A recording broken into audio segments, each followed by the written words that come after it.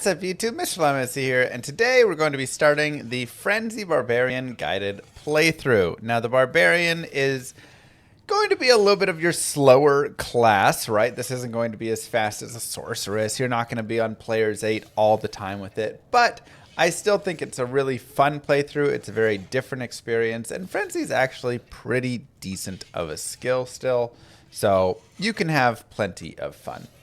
So let's get our trusty boy Frenzy loaded up. Now, first things, of course, to note, you get 4 life per vitality point. This is the only character in the game that gets that much life per vitality point that you put in.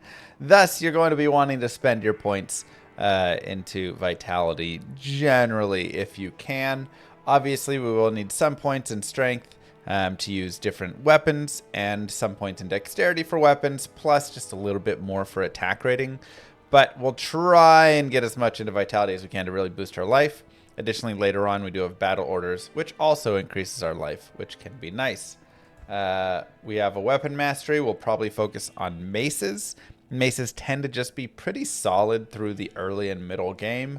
And then later on, if we find like a really sweet sword or axe, whatever it is, or if we can make like an honor in an axe, whatever, then we can shift over into that. So we'll have respecs available to swap. But for starting out, will be mace mastery and then getting double swing into frenzy. So that's going to be our goal. We will start on players 8. Remember, you can always type /players space. You don't even need the space. 1, 2, 3, 4, 5, 6, 7, 8. This will simulate more players within the game. Thus, the mobs will have more life, deal more damage, but will also give more experience. It's just a nice way to kind of level up a little bit faster. You can always, of course, remain on players 1. And when you're on P1, you can just kill more things, right? This is saying, instead of me killing 8 zombies, I'm killing 1 zombie. Or, you know, instead of killing 4 zombies, something around there. 4.5. So, just a way to kind of improve that there.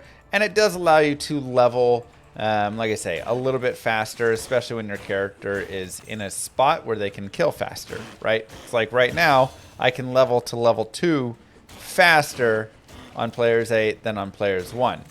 Just because the Bloodmore, there's a lot of mobs all spread out. Later on in the game, when things are more difficult, you'll probably see me be on players 1, because again, that's going to be a little bit harder. Strangling gas potions are pretty nice on this character, as well as we don't really have that much AoE. Double swing kind of will, like, you know, hit a couple guys at the same time, but does it still, Giancarlo? I thought I changed it. Does the YouTube stream not say Barbarian? We'll leave a TP so we can come back and do the den. Should say Diablo 2 Frenzy Barb. It's slow and not the best. Yes, I mean, like I say, this isn't the best build that you can do, even for the Barbarian. But it is still solid enough. So one thing that you're going to really want is to just grab an early scepter, right? Costs 350 gold for a white one, a 1 socket, a 2 socket one. 2 sockets are really nice because you can put some gems. But if you don't get it on the first try, sometimes it's like +1 max damage for like 464 damage, whatever. You can just come back and you can shop again. See, there you go, 405 for that one. I do want to get that, so we'll go ahead and grab it. And now we've got 2 scepters. So you'll eventually want 2 scepters there. What gems do I put? I put whatever gems. Let's go to players 1 before we do the den. You could go, maybe we'll go like players 3 actually. You can go for a, you know, specific gems if you want. But I put really any damage gem that I get early on. So if I find a chip sapphire, cool, that's added damage and added cold, right? If I get a chip topaz, that's added damage. If I get a chipped ruby, a chipped emerald, right? Like, whatever it is there. You could also, of course, put like a chipped amethyst or something in there if you wanted. You could put a jewel if you find a nice jewel with some added damage. Like, really just anything. The thing is, we're not going to hold on to these scepters for that long.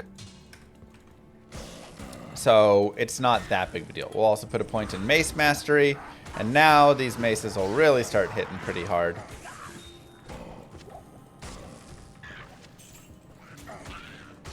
So yeah, like I say, it's not that big of a deal. We will shift out of them probably around level like 10 or 11.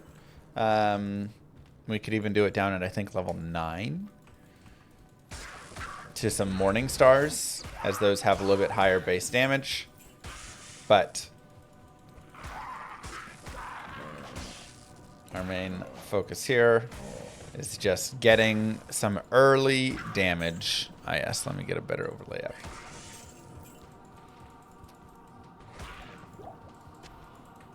Sounds good, Manny. Oh, I forgot to buy stamina potions. Don't be like me. Let's go ahead and jam Vitality for the first couple points. Really, you could also go Dexterity here if you want, just to have a little bit better chance to hit. But I feel like I'm hitting perfectly fine. We're still at 95% hit chance. And now I'll go ahead and go Dexterity. Now, our main goal is going to be 36 strength by level 10, 11, whenever we're going to use the Morning Star. I'll also go another point into Mace Mastery.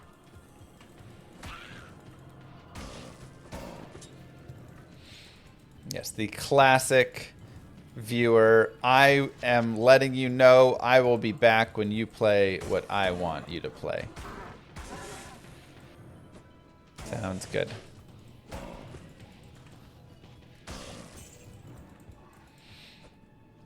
I love that they share it too.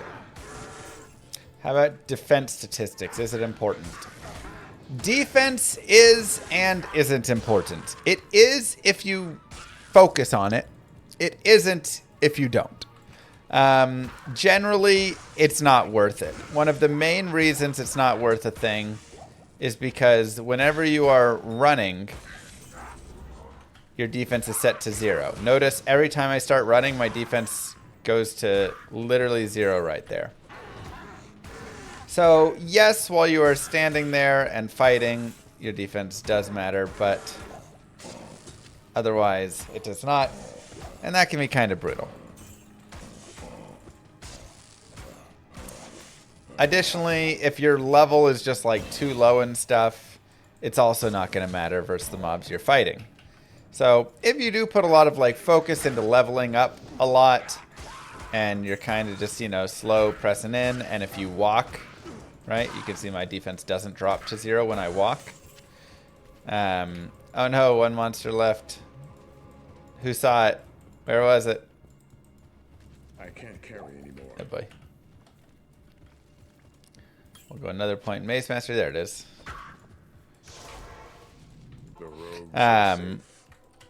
Then, you know, like, all right. Sure, we'll take a little bit more attack rating. Early game, anything that gives a little bit of attack rating is usually pretty solid. Also, we got 2 pretty lame gems. Neither of those are really, like, just direct damage. But it's okay. If you don't have your second scepter by now you should buy your second scepter. So the main thing we want to have at this point is we want to make sure, we'll get a couple stamina. We want to make sure we have 2 scepters. We have a point in bash ready to put our 6th point in double swing.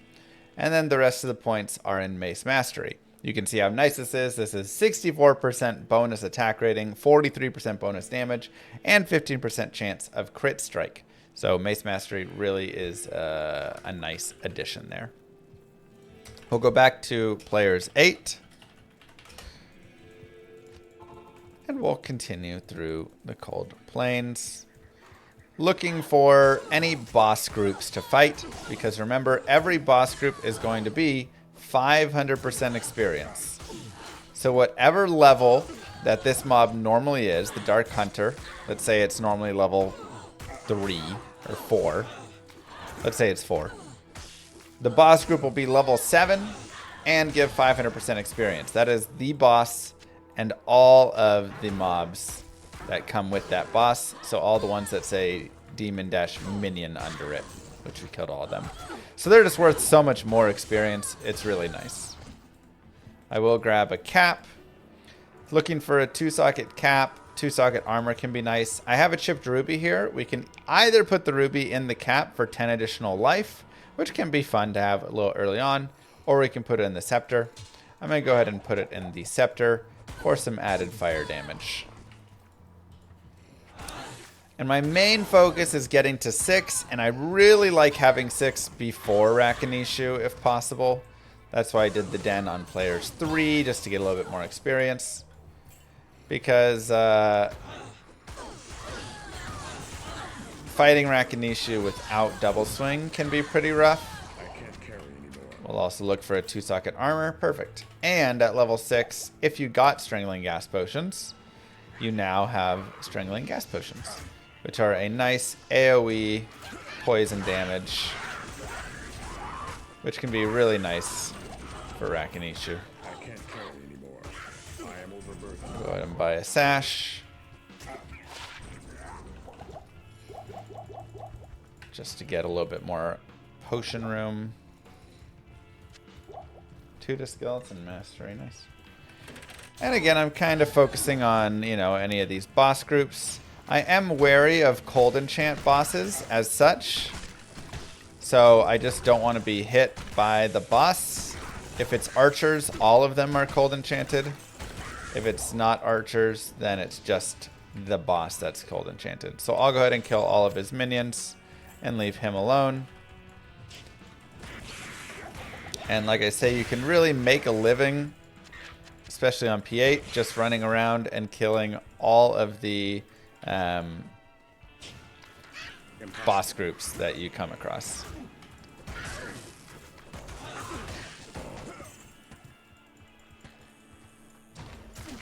Now, something that can also be really nice for this character, and we'll talk about this a little bit more in a second, is Rakinishu farming a little bit. So we'll see if we can find a waypoint nearby. It's not necessary, but it can be helpful. One of the things with this character is that the chance to hit formula is based off of 2 factors that you can control. 1 is your attack rating.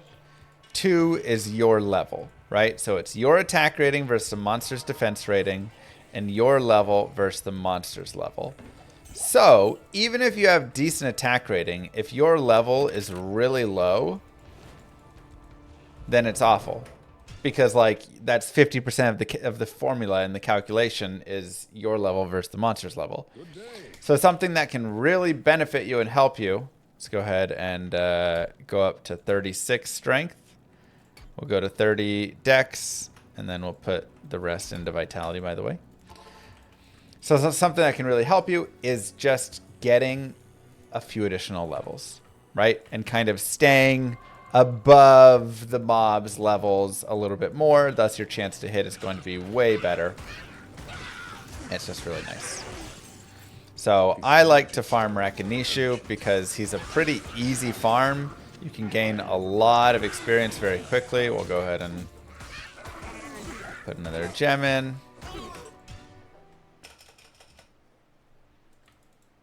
Good day. Do you recommend advancing in the game and less farming, with farming after completing a decent part of normal difficulty? Do you recommend... Also, there's 2 shrines right here, so we can maybe get some experience shrines. Advancing the game and less farming. I'd say this character is generally more of a farm character. Your melee characters generally are just going to be better off with more farm. Also, feel free to be grabbing these rares for money and stuff, because we do want to build up to about 5,000 gold. That's going to be our dream for it. I'll put some of these away. You want to keep chip gems as well that you're not using. And we'll talk right here. Very nice. Also, this is where you can shop 2-socket armors. You can shop 2-socket helmets. You know, all sorts of various things. Oh, look, a little bit of light res, sure. So never be afraid to go stop in for some shopping. I will continue with Vitality because I have my 36 Strength and my 30 Dex. And additionally, here is something to slightly note. I'm going to actually go to this and then move my cam. So, Double Swing will give us 5% more attack rating with another point in it. It also drops the mana cost by 0.3, and you actually, once you get to level 9 in Double Swing, I believe, it's a negative mana value. So you actually like gain mana with it. So it costs 0 mana basically at that point. So if you want to do that and just make it a no mana thing, you can. It's not that much mana though, where just having a couple of mana potions on hand, I don't mind. I would rather put points in either Mace Mastery, which is giving me even more attack rating. I'm getting 8% attack rating, 5% damage, and a tiny bit of crit strike increase. That's diminishing returns on it. Or I just go straight into Bash because Bash is 10% damage per level. So that is the most damage per level. So I'm just going to do that. And that is going to increase my Double Swing damage the most. Oops, sorry. So that's going to generally be your best place to be dumping your additional points. Unless you really want to just have no mana cost for it. Or you want to have, you know, extra attack rating from the Mace Mastery. But like right now, especially because we are doing a little bit of extra leveling on it, we're in a fine spot.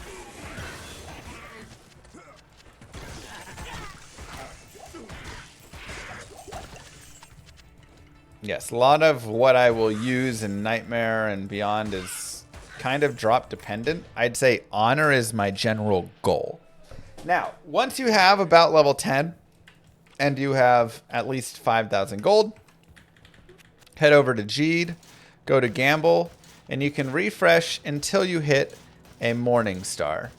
Now, it may take a tiny bit of time at level 10 as the Morning Star is not going to be available in every single roll of it. So it may take 10, 20, 30, 40 rolls, something like that. But eventually you'll come across it. Ah, there you go, about 4,000 gold. We'll go ahead and sell these two and buy 2 Morning Stars. Got some IS, got some min damage on them. Perfect. And these are just higher damage. So we're just going to swap over to these guys. Just a little bit better bases. See if we can get an experience shrine from these. We cannot. That's okay. Put another point in Bash. Throw another Strangling Gas Potion here.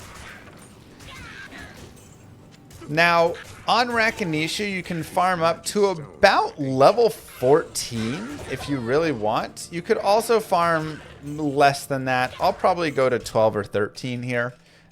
14 is about the top, but if you go to 14, you're really not going to kill much else for the next couple of areas.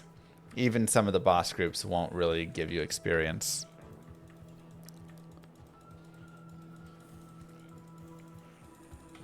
Yeah, I mean, like, finding Butcher's Pupil would be super awesome or something at Nightmare Andy, but, like I say, Honor is probably what I'm most aiming for.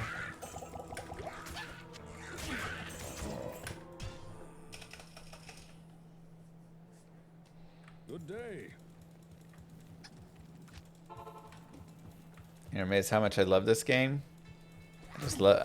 I like Diablo 2. It's a good game.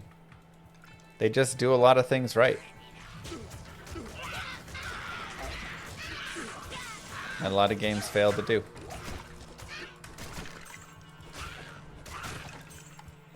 These magics are ancient. So we're about level 12 here. Good day. 2 to strength, some poison res. Really, for charms, I'm looking for attack rating, damage, life, and resistances, I'd say. Kind of my main looks. Man, if I could get one experience shrine, thank you. I was going to say, I'll just go forward as soon as I get a single experience shrine. So we'll go ahead and fight this boss. We'll get our level 12 and a little bit of extra.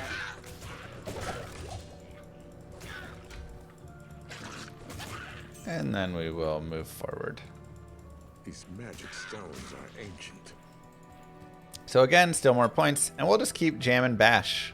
I'm happy to do that. When we shift over to Frenzy at level 24, we'll go ahead and respec out because Bash is no longer helping there.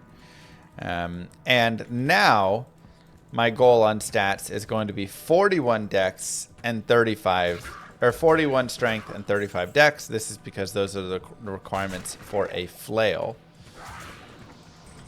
So I have 36, we go there. We now have 41 and 35.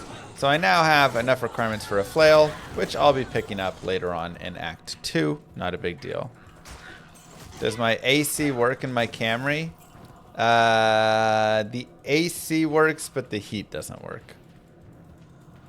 So it's kind of just a summertime car, I guess.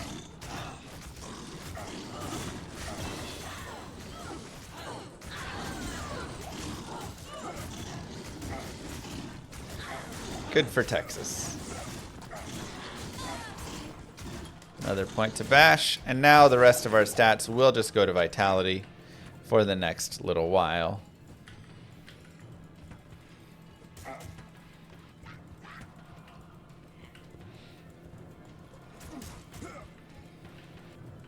But, I mean, it's kind of a windows down cruising car anyways, you know. All the girlies looking. Hey, hey. So you drive the Camry by. Oh no, cursed. I was 1 second too slow in checking what the mob type was. I was too busy waving.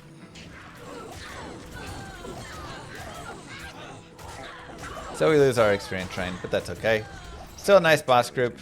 Now remember, you don't have to fight every single boss group. Sometimes if there's a Might Aura archers group or cold enchanted archers or something that's just like a little too brutal, you can just go past it, right? But generally, we are aiming for killing those boss groups and then kind of just casually killing random things along the way. You know, you'll see on the way I just stop and hit a mob here and there.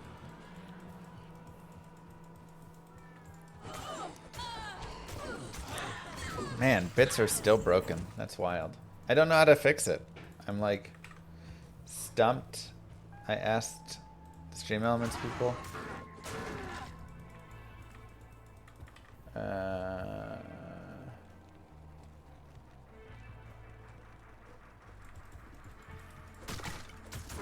this is just like everybody ignored me on it.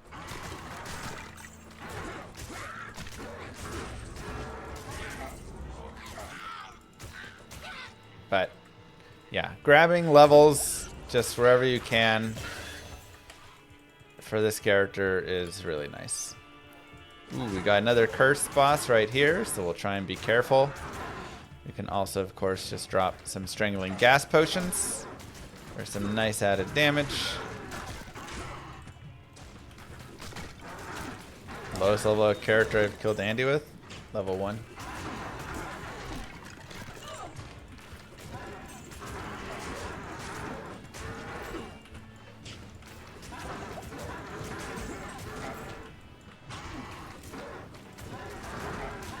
Go real slow.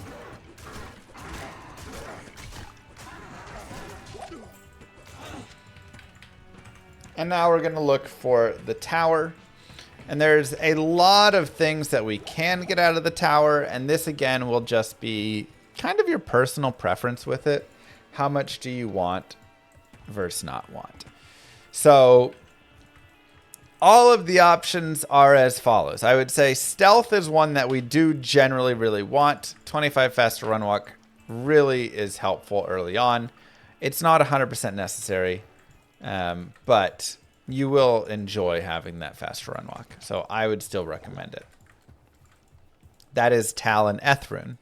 Additionally, there is Ith-LF, which is going to be Malice. You can make a 3-socket flail with Ith-LF, and that can be really nice. There's also Tier L, which is Steel, which also you can make in a 2-socket flail, which can be really nice. There is Tal, which is as simple as that. It's just 3 Tal runes, 75 poison damage each for 225 poison damage. You can put that into a flail, or you could put 2 in there for 150, whatever. And that can be a nice dot. And the main reason we really like having like Malice, or we like having Tal, is because it has a dot on it, which means you don't have to hit every single time. You just have to hit once every few seconds for it to apply all that damage, right? Wait, can steel not be made in a flail? Oh, is steel swords only? Don't forget to farm Eth tier low Malral. Exactly. Wait, where's our waypoint? Alright, ignore the steel recommendation.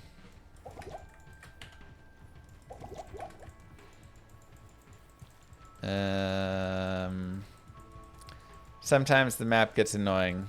Swords and axes. Okay. I haven't made steel in a little bit. Because honestly, Alrune is kind of hard to find off the Countess. It's her lowest drop chance. Thank you. Ah, there it was. Alright, I'm going to ping again on this cheers issue.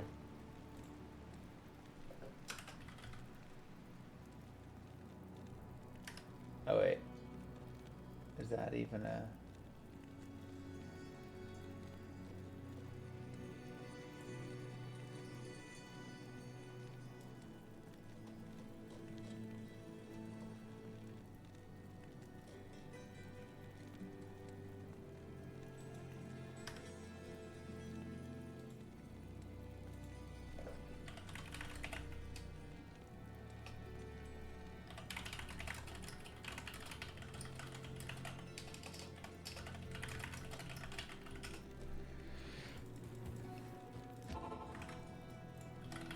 Let me try one more thing.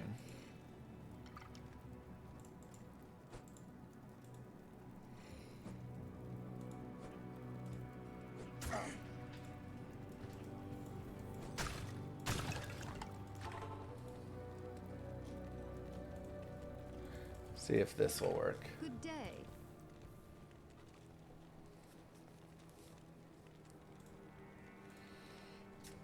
Okay. Maybe cheers will work now. Or soon. I didn't break, Brian. Does every monster have a chance to drop any item? No. So, monsters, there's a... item drops are actually pretty complicated.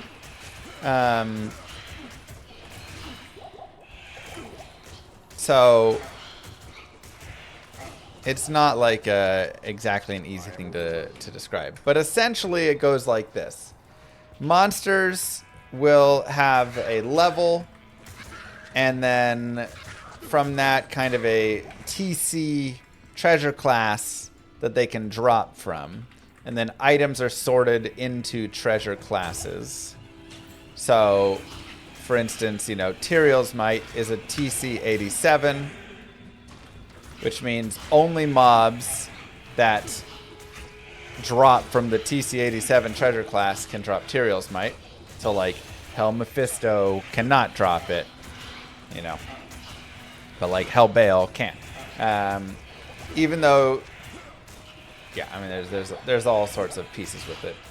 Because there's the level, the Q level of the item, and then there's also the treasure class as well.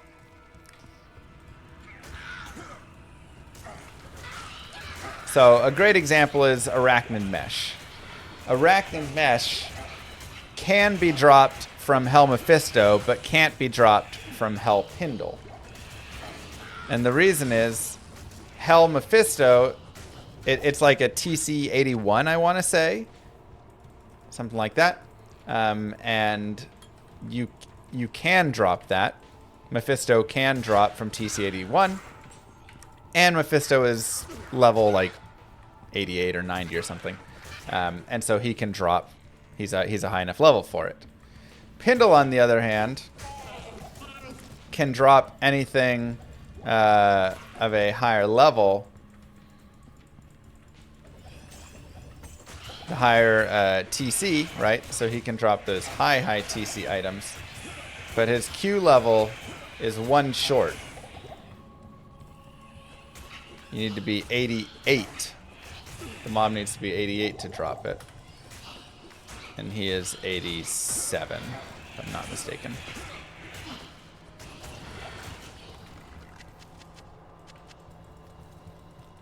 Pindle is 86. Ah, thank you. So Pindle's only 86. So he's not a high enough level, even though he can drop a spiderweb sash from the treasure class. But he cannot drop the actual item. This is the same for Tyrael's Might as well, and for Azurath Blade. Those are the 3 items that have a level higher. So even though he can drop the bases of the item, he cannot actually drop the item. Mephisto, on the other hand, is a high enough level to drop Tyrael's Might, but doesn't drop from the Tyrael's Might treasure class. He can't drop TC-87s, unless he's like terrorized, but we're not talking about terrorized.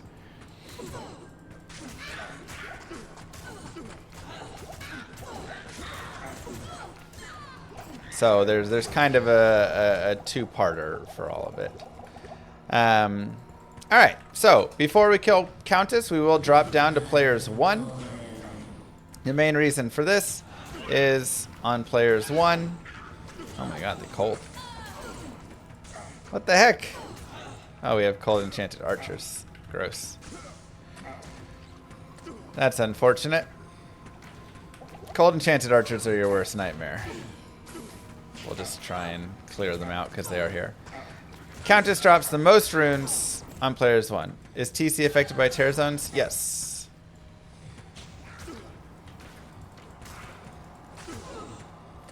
That's how Hell Andariel, that is terrorized and, you know, up at like whatever, TC 89, or I mean, if she's like in a terror zone that's, you know, level 92, whatever it is, she can drop Tyrael's Might. But regular Hell Andariel or Mephisto cannot drop it. Honor in Black is the aim. Honor in Black would be like aims for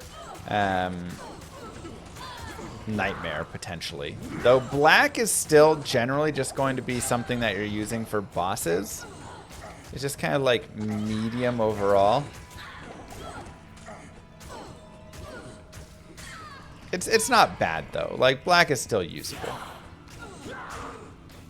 Strength is really pretty bad outside of bosses. Okay, Tal, perfect. If we want to get 4 Tal runes for Tal, and then Tal-eth for, right, Tal and a weapon, Tal-eth for a stealth, Ith-el-eth for a malice. You can also go Ral if you want to put those in a helm, or you could make Nadir to put in a helm just for extra benefit there. Like, there's really a lot of options. Also, if you want more Strangling Gas Potions, I only have 4 right now. I can sell them and buy them back. And now I have 25. Replenish my quantities. We'll go back up to players 8, and we will continue over.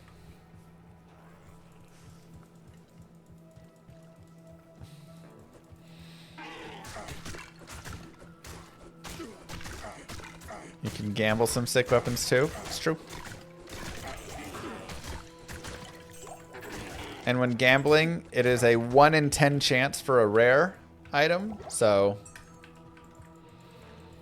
just something to think about when you do go gambling. Stats, like I said, we're just going to continue jamming Vitality at this point now that we have 41 Strength and 35 Dex.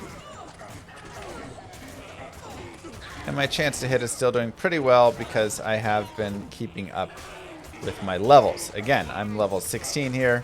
If you are able to get over leveled in these areas, that will greatly increase. Oops. Curse is not very fun, so my main goal there was kill the cursing boss first. Let the curse expire, and then we can kind of go in and kill those guys a little bit more.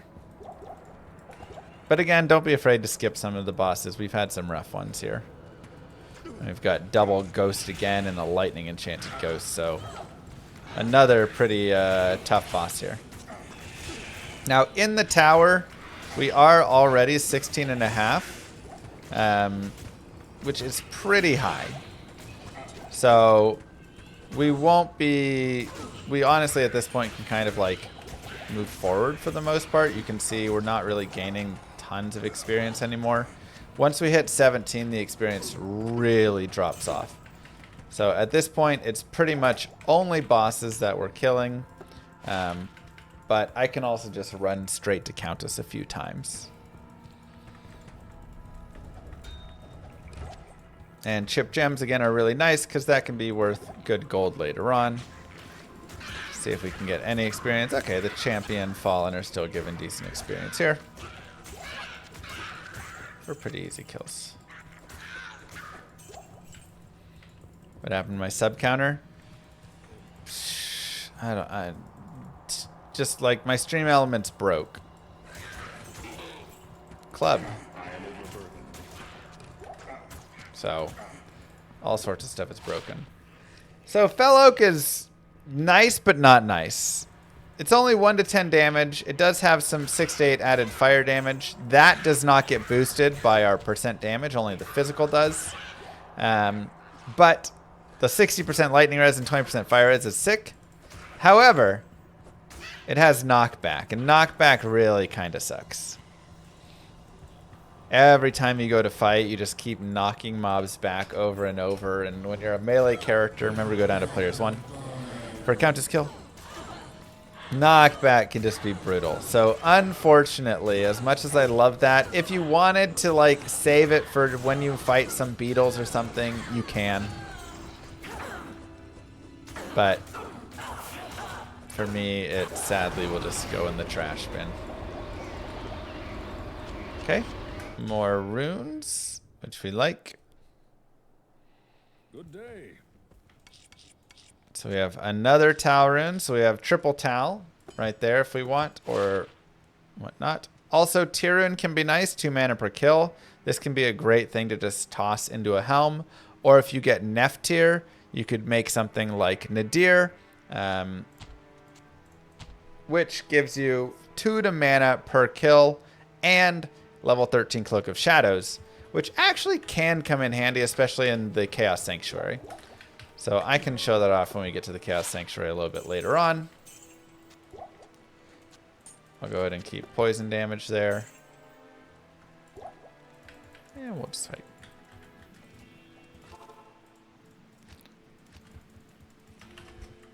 Yeah, once you're 17, like, especially, there's just not much experience to be gained in the tower. So this is also a reason that farming Rakinishu, you know, isn't quite as good if you're going to spend a lot of time in the tower, because you're eventually just going to run out of experience to gain there. However, it can still be decent. Hi Llama, what happened to summon Necro? We finished him. I'll upload that on the YouTubes in the next couple of days. Right now we're uploading the summon, or the Javazon. So I'm going to leave a TP and then move forward. Here's a minion, but again, bosses at this point, we'll probably resume killing stuff once we really get to like the barracks or something. Evil and corruption.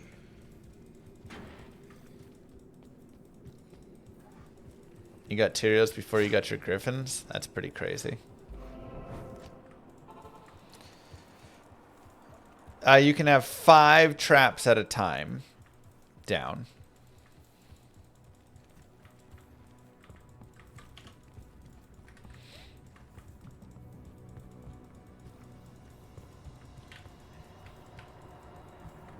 And again, we'll mostly just run straight for Boss Man. We'll leave those even.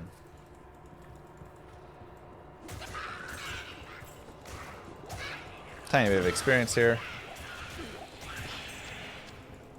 If it's quick experience, I don't mind it.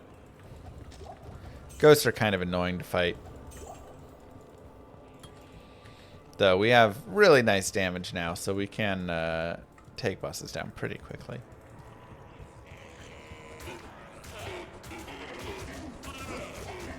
So you can see, like, the experience gain per mob kill is definitely lower now, right? We're kind of getting too high with our level versus their level to the point that we're getting reduced experience amounts fighting them.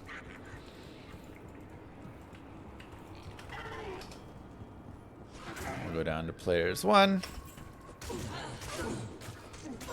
We'll kill the archers over here.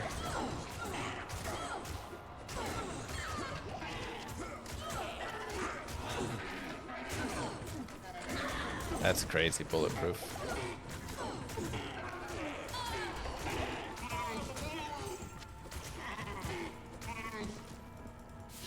I don't think there's +5 binary. I think it's just straight up your level plus how level versus monster's level.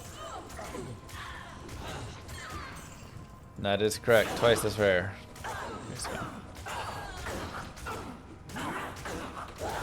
Ral Neff. Okay. Would Diablo 2 be better without potions? I mean, Ultra Hardcore Run says maybe. But probably not, no.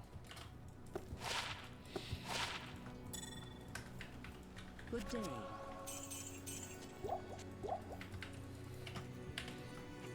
Okay.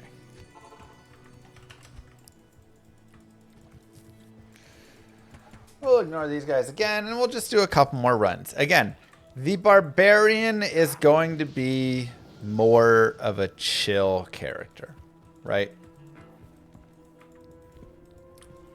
Well, if you use decrepifying physical damage, is it going to work? Yes.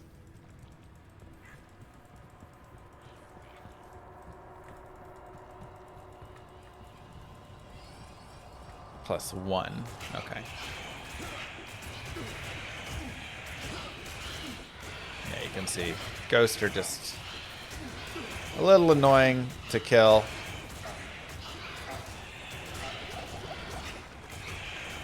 For a minor amount of experience, but Stone Skin, we'll leave them alone.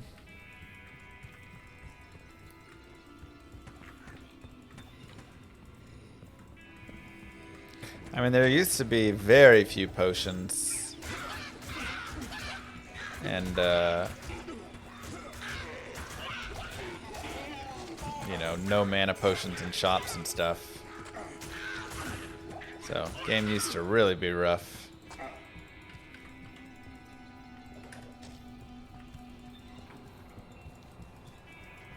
But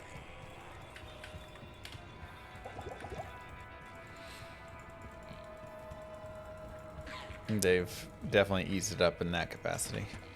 Alright, we'll go down to players 1 before we kill the Countess.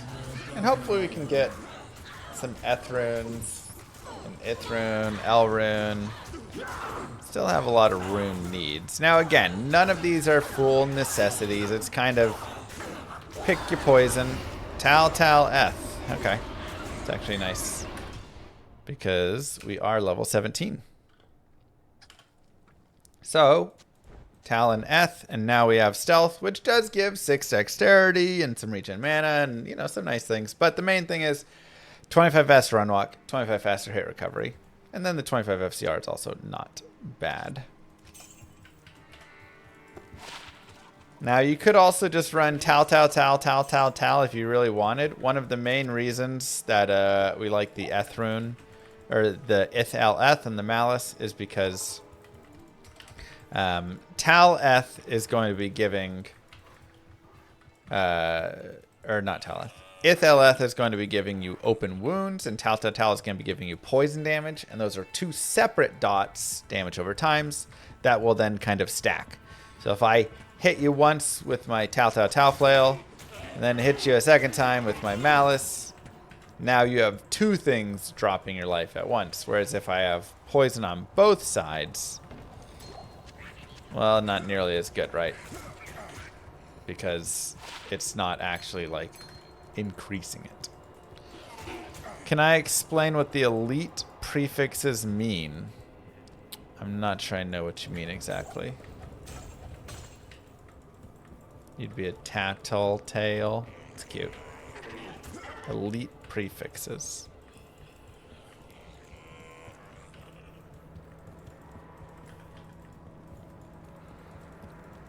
You can see how much faster we got down here just with our stealth. Oh, so nice. Grab players 1 and keep going. Berenstain.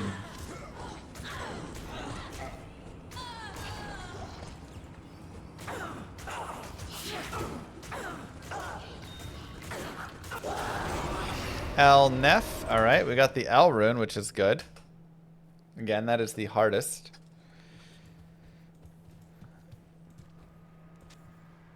Stone skin. Oh, gotcha. The unique mobs.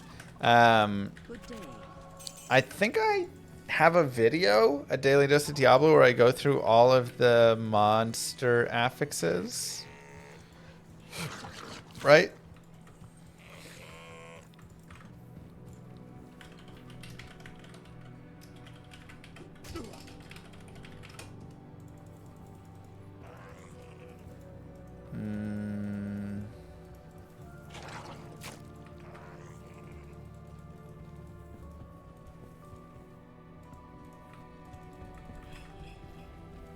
Huh.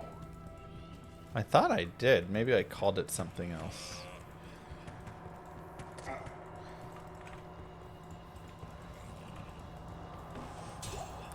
Essentially, I mean, it's, there's just like a list.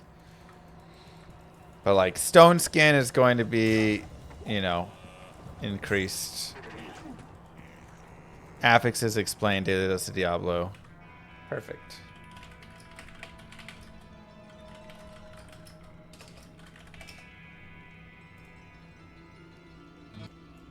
AR plus. No, that's affixes. That's not monster affixes.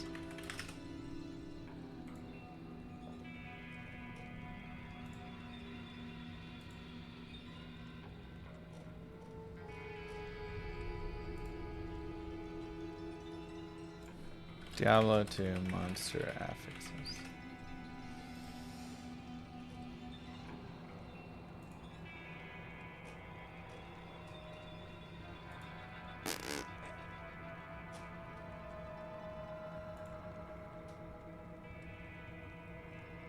There you go. This will be your best source.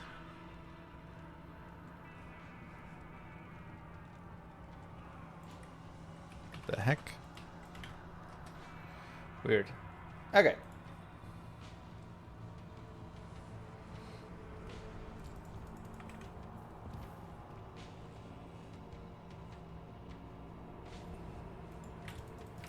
So yeah, stone skin is like 50% physical damage reduction and 200% defense and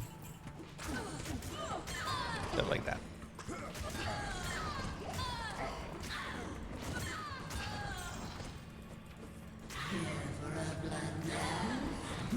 True, meanwhile. Tal-Eth.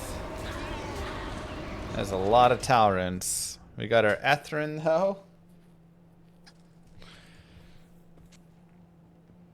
So we're one ith short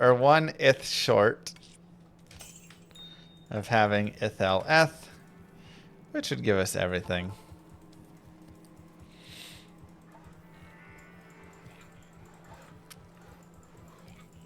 So we'll try and just rush there really quick. Ithrin's usually a decent drop chance. What change do you think would be most effective to make the Barb, Zealot, Druid, melee classes that aren't the Assassin great? I think it all just has to do with weapon damage. I think adding Splash is the wrong way to go. You don't want everything to just be splashing. That's pretty lame of a solution, to be honest. It does balance it better, but it makes all the experiences too similar. But I think the best way to handle it is 50% increase at least on weapon bases, and then for their damage, and then additionally making the attack rating formula not so brutal, especially not so like brutal with level and stuff. So those are the two things that'll really help it. Ithroon, hey, we did it. Strength does scale weapon damage already, just at a very low amount. So we got Ithaleth and Tal Tal Tal. Again, you could just go with Tal Tal Tal, Tal Tal Tal, or whatever. You could go with one of these. You could go, I mean, there's a lot of options. This monastery reeks with evil and corruption.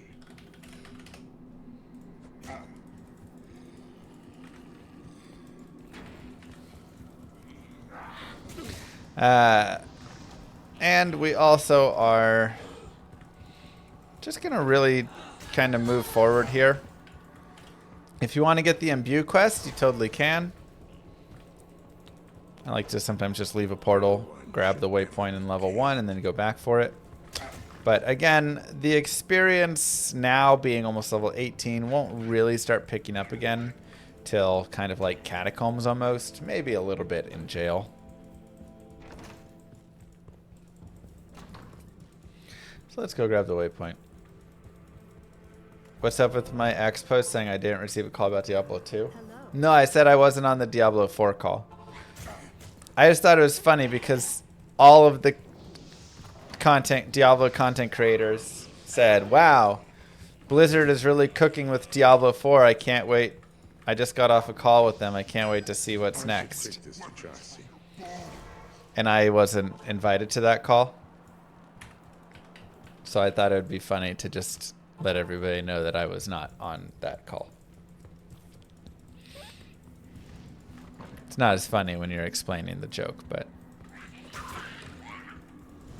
I thought it was funny.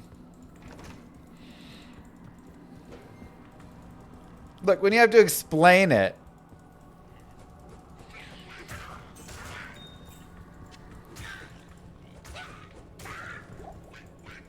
it was funny.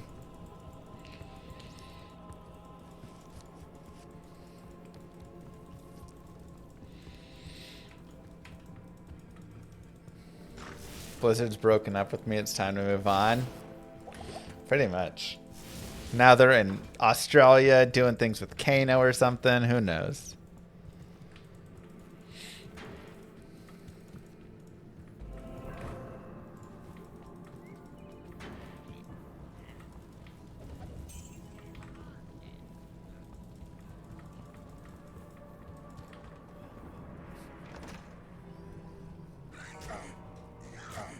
Who knows? So cold and damp under the earth. We'll go ahead and go up to players 8.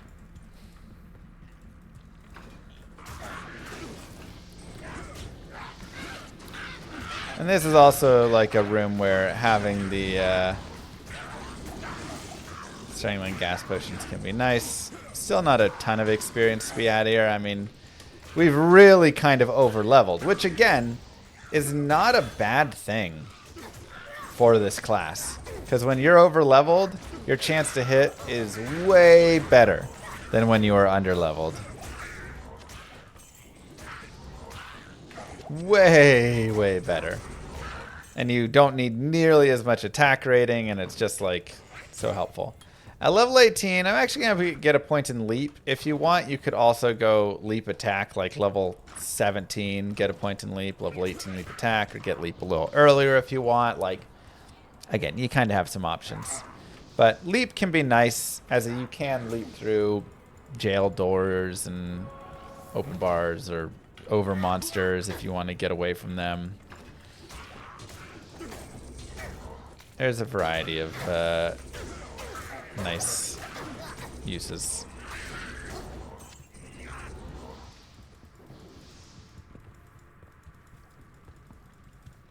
When is it bad over leveling?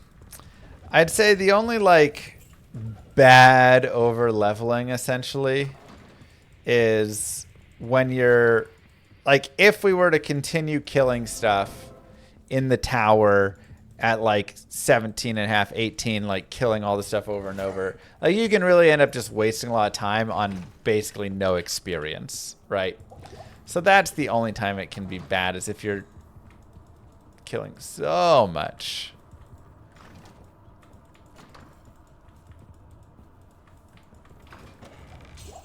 But otherwise, do what you want. Kill away, you know. If you're having fun, having a good time smacking mobs down, though, and then it's not a waste.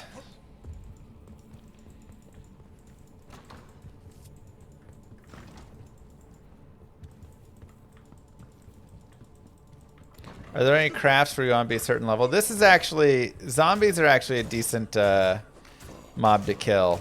They're actually kind of a higher level, so you can see my experience bar actually going up. Player's 8 here when I kill them.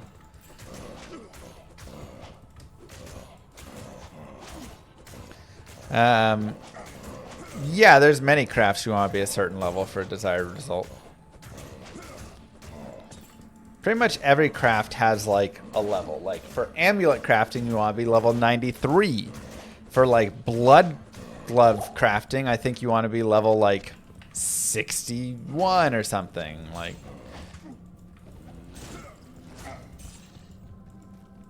it's all optimized around the idea of, if I'm to want exactly these specific affixes, what is the right level for that? Because you have to remember that the when you're crafting, while on an amulet you want those high level affixes, you don't always want the highest level affixes on everything. So the higher up level you are when crafting, the more affixes available in the pool, and that's not always beneficial.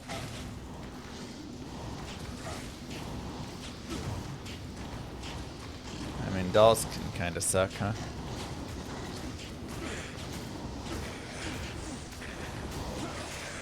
Again, are we slightly over leveling a little too much? Yeah, potentially.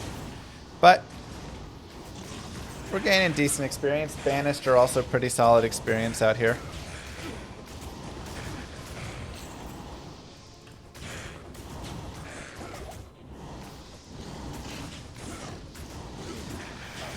They take a little bit to kill though. It's gonna be annoying.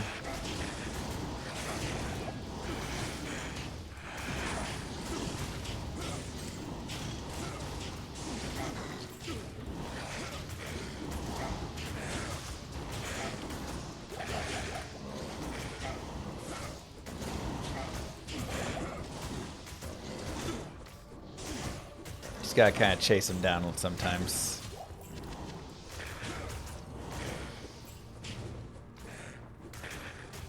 Or chase them into a wall also works.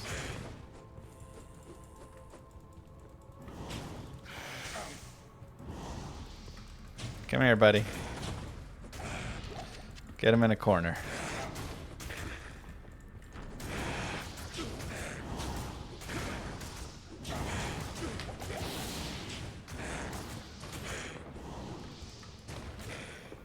And this is also where having eventually the Talon stuff does just improve it, because now when they start running away and things, it's not a big deal where it's this whole annoyance.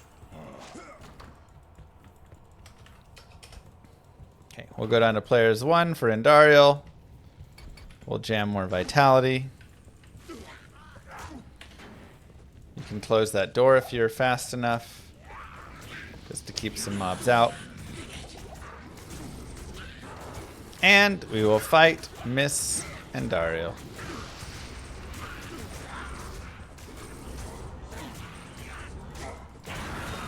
Ah, there's an L rune anyways. Let the gate be opened. Oops. Spear. And ta-da! Just like that, Act 1 is complete.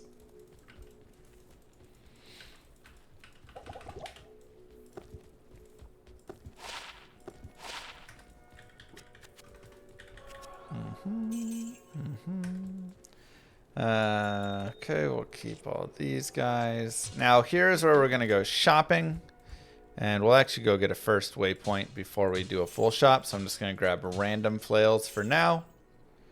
I will grab a belt with 12 sockets, 18 fire res on gloves. That's really nice. These gloves are actually decent, but 18 fire res is a lot of fire res.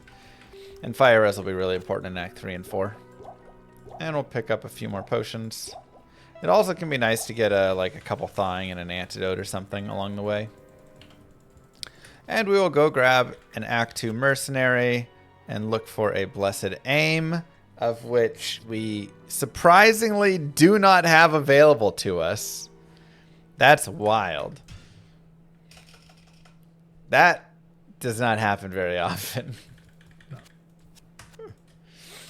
In normal, you normally always get at least one of those three.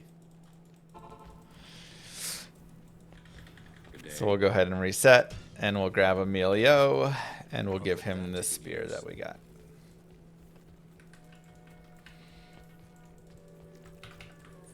That is really crazy. Okay, we can go up to Player's Aid again, as there's definitely experience to be gained now that we're in Act 2.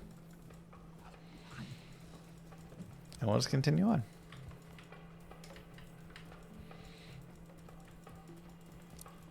Emilio, best merc. Everybody does love Emilio.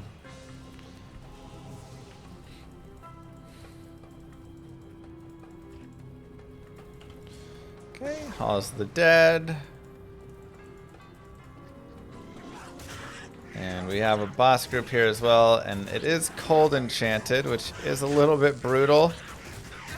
I'm going to really try and hit him before he hits me. And we'll let Emilio kill him as well. Perfect. So we don't have to deal with being cold. Now, you have this mercenary. You want to keep this mercenary alive. What's one way you can do that? Shift 1, 2, 3, or 4 will give a potion to him to heal him, or rejuve, right, for instant healing there. Additionally, you can also drop a potion on his face. Thanks. How old does Iron Skin factor in endgame play? I mean, again, when you're like end game and you're rocking like a fortitude or, you know, whatever, just like high defense and stuff like that, it can be really nice. Until then, who cares?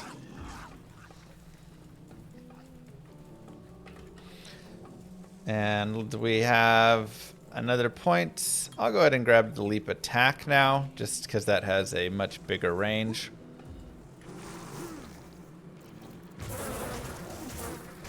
And leap attack also has a really nice splash damage. If you wanted to become a leap attacker, you totally can. Enjoy the Bezos Box Llama. Thanks, Raging. You totally can.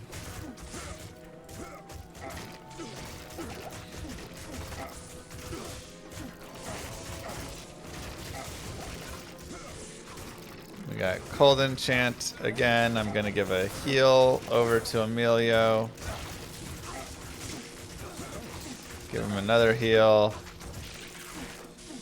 Let him... Yeah, we'll kill with poison. There we go.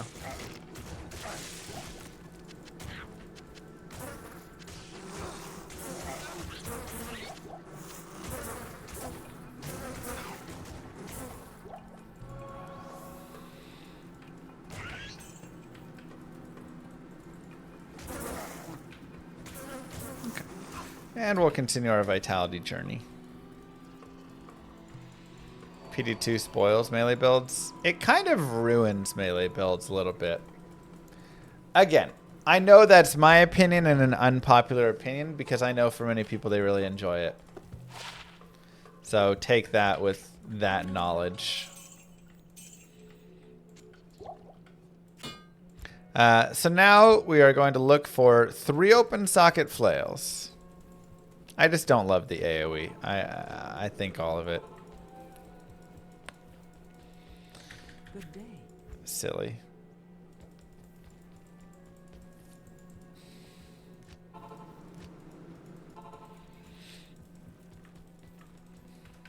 Hello. I like that pure melee feel of just like me versus the mob. Just thwack, thwack, thwack. Good day.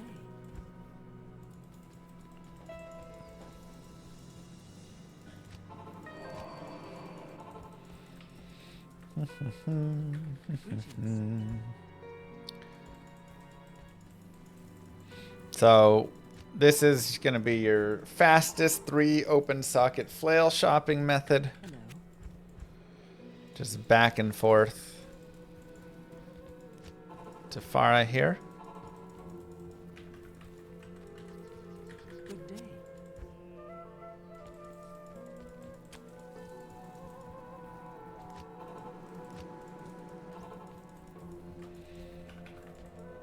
Hello. We are not getting any sockets. The masses will never accept melee being so much worse than casters, though. It's true. I mean, they like to have, you know, kind of the melee fantasy, but also it being powerful, which, like I say, it's fine. I'm not saying it needs to be how it was. Greetings. Or how it, you know, like, that's...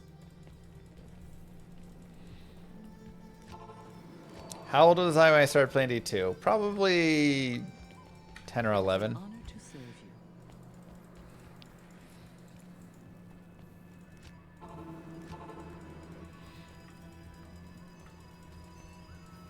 Blessings to you. Wow.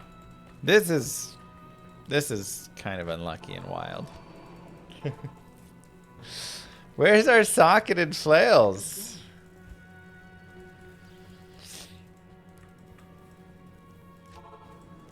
Usually by now you've seen many socketed flails. There, we finally got one and it was 1 socket. Rip.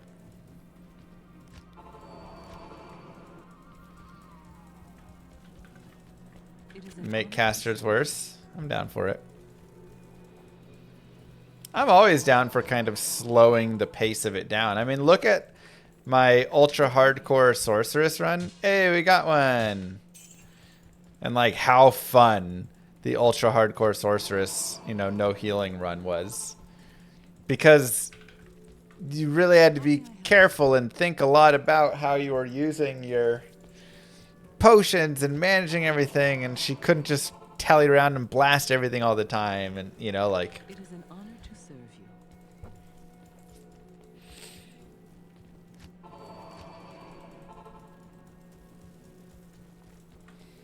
Good day.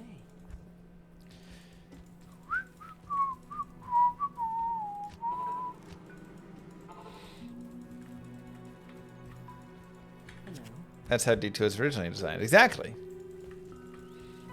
Like D2's original design was that. Good day. There are no mana potions, so at vendors, so if you just mass telly all the way around, you burn out of mana, and then you have to kind of sit there, or you have to go back to town, and yeah, all right. I'm just gonna get a 2 socket, and we'll just do one of them with a 2 socket. Ith, L, Eth, And now we have Malice, which is 100% chance of open wounds, which means I just need to hit one time. It also has minus target defense and minus monster defense per hit, which is really nice. So just a good way to get that going. And then we've got just 150 poison damage right here. I will also give Emilio some poison damage.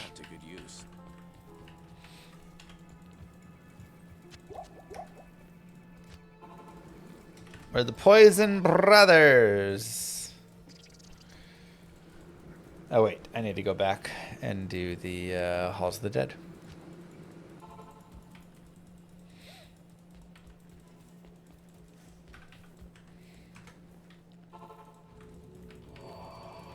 Now, Halls of the Dead is not very good experience. So for a lot of it, I'm just going to teleport or leap past. There is a minus life on Malice. As you can see, my life is slowly draining. So yes, you will have to use a potion every now and then.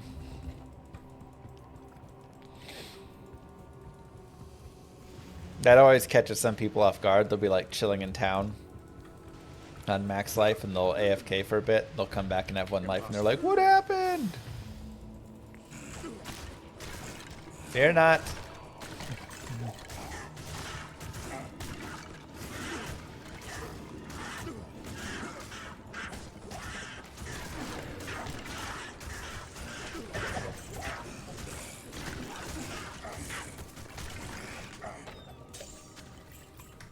Okay.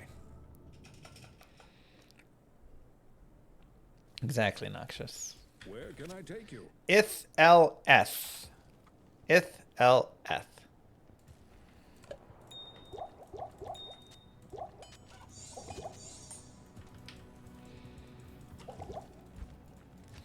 .107 Barb playthrough been fun?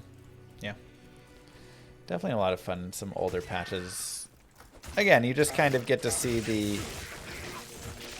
viability and the original balance a little more when you go back into older patches.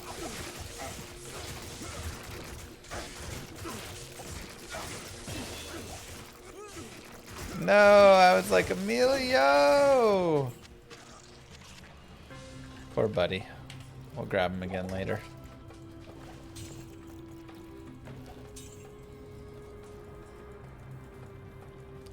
Beetles can do a number on Emilio. That is definitely one of his weaknesses in Act 2.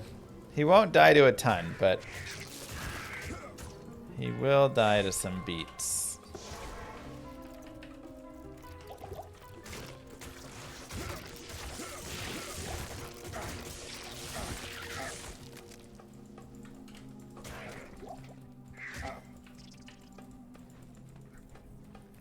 I'm gonna go down to players 1 before we jump into here. When are we gonna get to 99 season 11? I would love to see that stream. Okay, season 11. Is that the latest stream? Or season? I still have to get my Necro from season 10 to 99.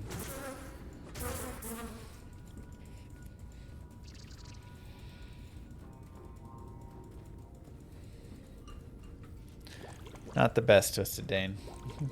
Good evening, Silent. Do I think I could do an ultra hardcore if I'm allowed lifesteal for a melee character?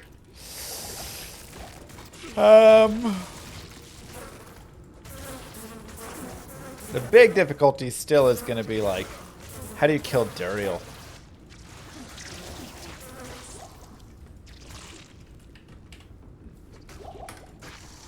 It would potentially be there. Poison Nova is nice.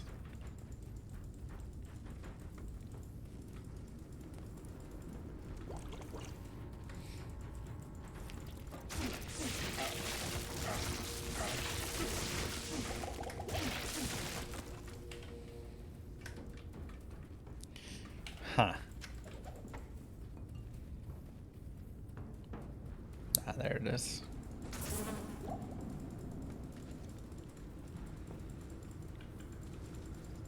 Besides throw barb and Javazon, are there any other builds that can utilize throwing weapons well? No. Nothing well. I mean, you can run Holy Fire on a Paladin and throw some javelins, and they'll be like, okay. A Bladeson isn't using the javelins to throw. They're throwing blades. Enchantress can throw good damage, but again, you're just kind of like using base IES throw and stuff, which sucks. So, like, kind of, but none of that's really going to be, like, good.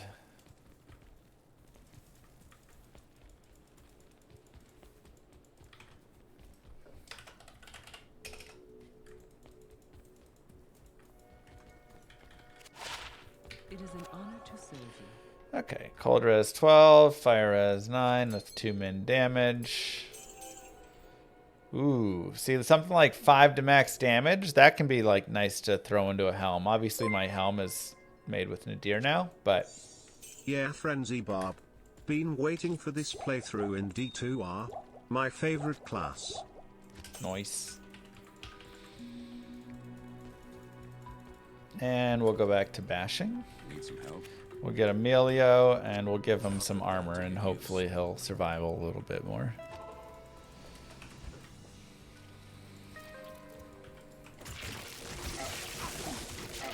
Go back up to players 8. Thank you very much, Bayou Survivor.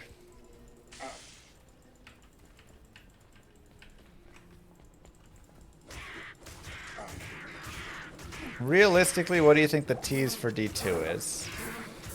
I think if we're being realistic, it would be something like additional character slots. Maybe like a loot filter.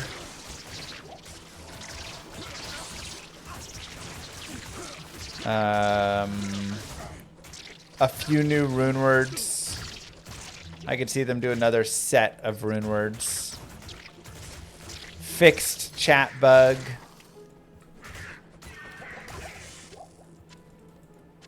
I don't think we're getting anything more than that. I think those are like our best case scenarios to hope for. Worst case, it's a skin in D4. Or some like, yeah, random D4 event where you can link your D2 character in or something, you know, like something lame like that. I think anything about finishing Act 4, a new Act 6, a new class, I think any of those are well beyond the scope of what they would ever provide to D2 at this point.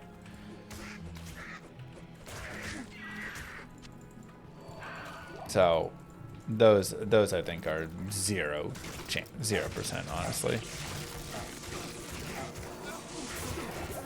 Like in my mind, it has to be something that like one person can implement. Oh wait, it was up there. Fine. How have we not seen Beetle Burst though? Is he up here? No? Oh, no. Maybe decoy fix. Right, like what's something that a single person working on Diablo 2 could do? When you answer that question, those are the possibilities that you're going to get for D2.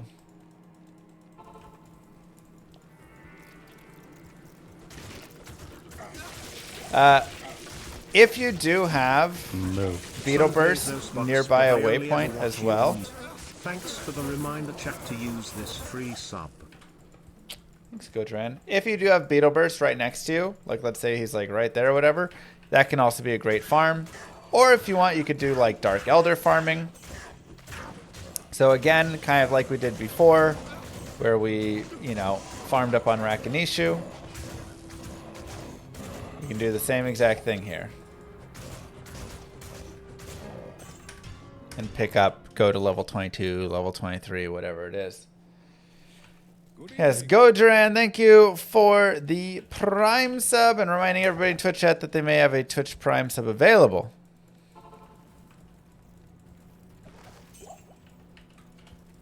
You can always check by hovering over the screen. More vitality, more damage.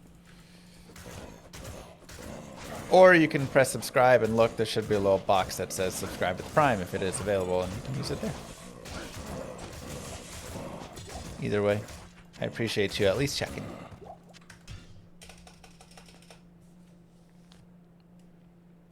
Your presence honors me.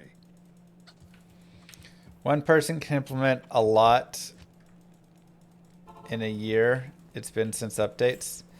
Yeah, but you have to think they haven't been doing stuff for a year. Like, here's probably what happened. A couple months ago, somebody went, yo, snap. No. Diablo 2 Resurrected's 25-year anniversary is coming up. We got to do something. Hey, Jimmy, can you do something added there? Thanks, Benny. Thanks, Kurtsu. Okay. All right. 25-year anniversary comes around. Jimmy, you got anything yet? No, not yet. Okay, we'll tell them that we've got something coming.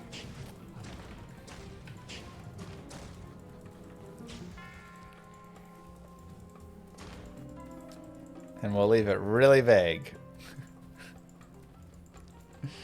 Okay, Sven, thank you.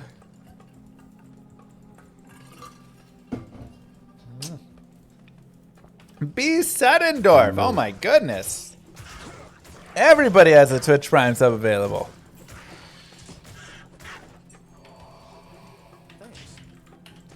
And I think that is the current state of where we're at.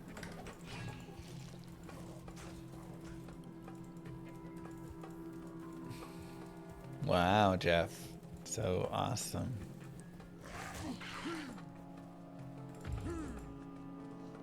Thank you all. Yeah, and they're like, bonus points, Jimmy, if you can monetize it.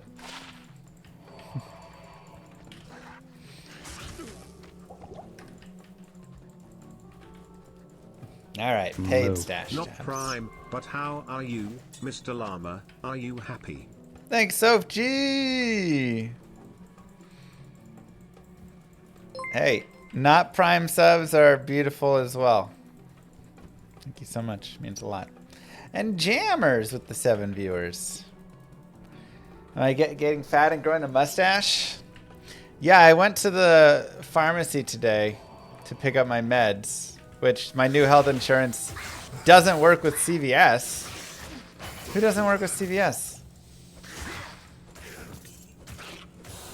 And love Frenzy Barb, let's go. And she looked at me and said, I think it's time for your Ozempic era. And then handed me a little pamphlet on Ozempic.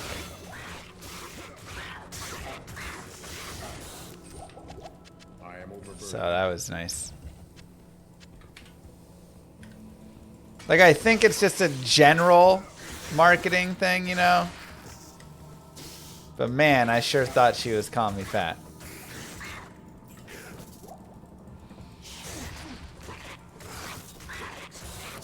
It's like, alright.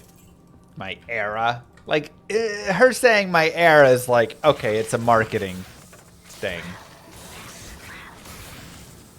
But yeah, I've put on a couple pounds. I got 2 little babies. I'm sorry. Mine doesn't work with CVS either. It was something CVS did apparently. Huh.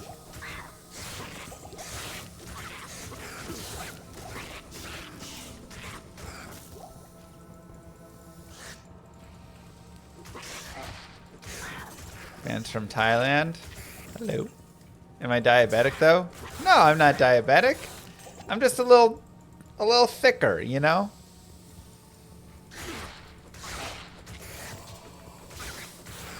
Ozempic's not for diabetic people, though. I mean, it is, but they have trouble getting it because it's being used for weight loss by everybody instead.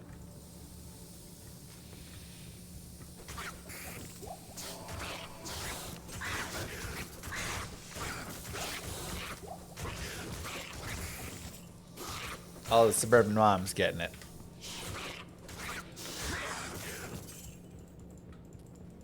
Ah, dang, I gotta watch that, Dylan.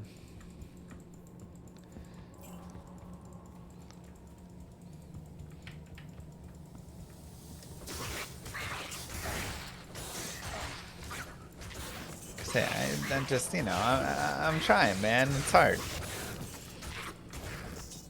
You don't sleep a lot. Too tired to eat as healthy all the time. What was life like before auto pickup gold? Slightly more annoying.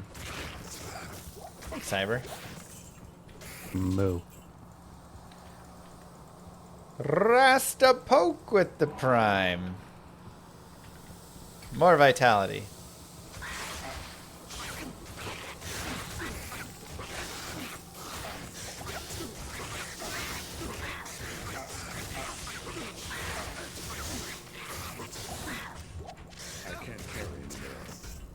It's always, all the like drug names are always so funny to me.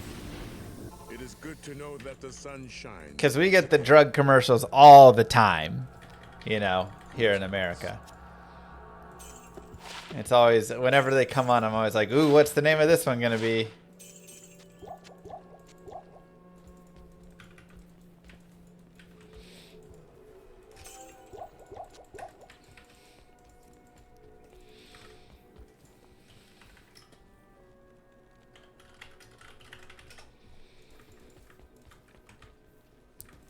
Wegovy. Hello. Ask your doctor about Zepbound.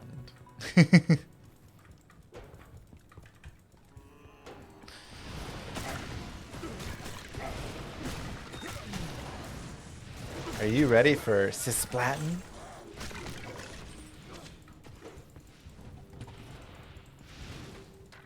I can't.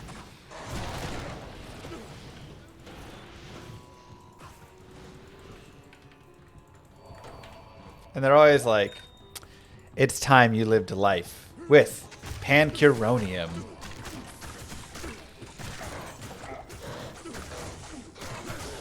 Do you sometimes feel ever so slightly tired? Ask your doctor if fensuximide is right for you. Side effects include death, cancer, bleeding of the brain.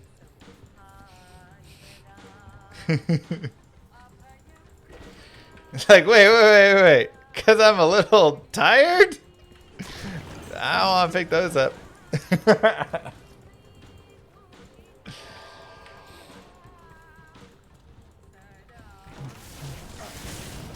I'd rather just be tired, man.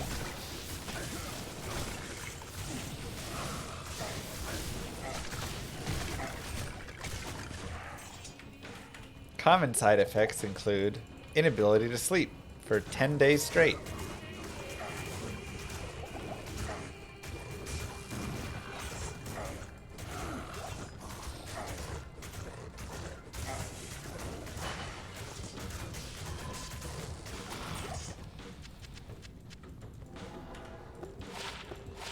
One to 2 fire damage. It's pretty weak, sadly.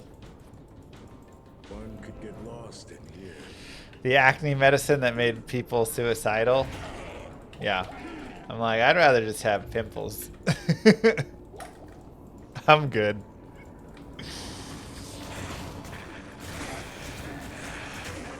And, right. Always, every side effect, always like, the first side effect is may worsen what it's trying to help. Inability to sleep? Why don't you try moxifloxacin? Side effects include insomnia. What?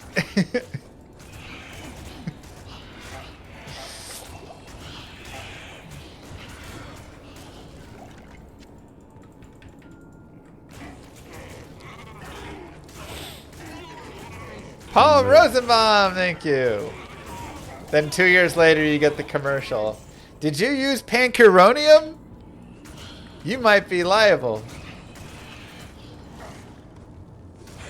Or they might be liable.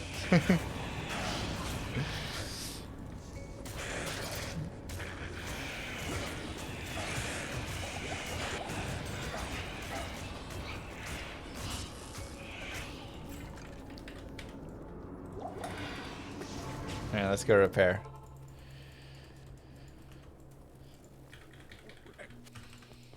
How may I help you? I mean, ooh, 10 faster run walk boots. I also like 15 fire res boots, Moo. but I'm a sucker for faster run walk, so I'm a roll with it. Thanks, pork chop. Now, down here you can also definitely leap ahead if you would like. You can just like straight up leap the entire arcane, so kind of pick and choose there how much you want to actually fight versus just leaping ahead. Ah, first way. What is this?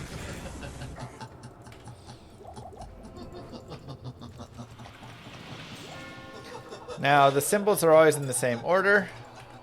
So far left is circle, then the crescent moon, then the square, then the sun is straight ahead, the double down arrow, the triangle, and the circle over moon.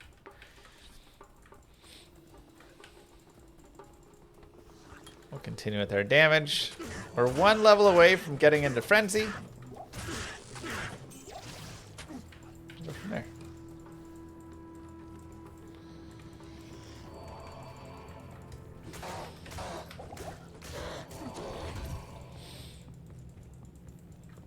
You're probably right, Major. It's just always funny when it's like...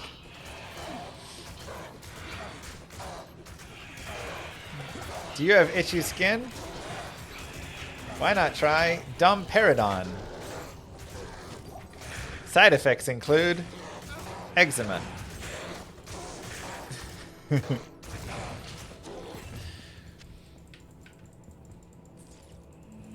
Rashes all over your body.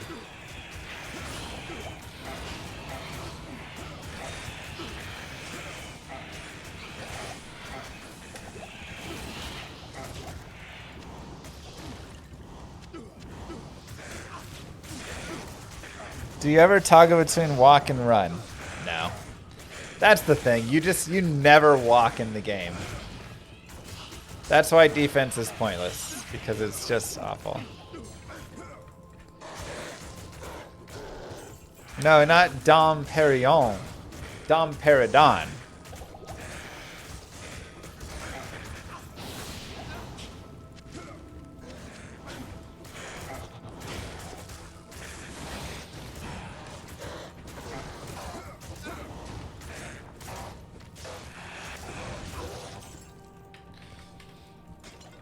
Less fun.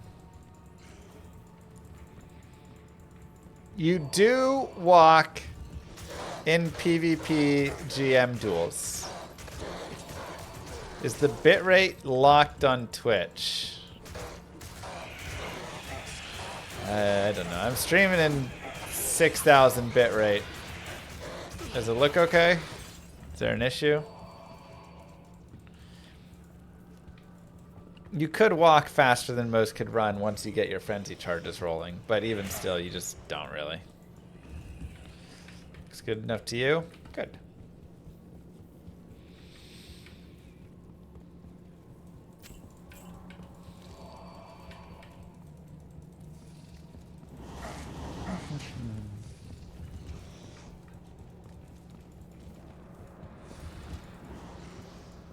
You look weird, but I don't think that's new. Thanks, Unadorned.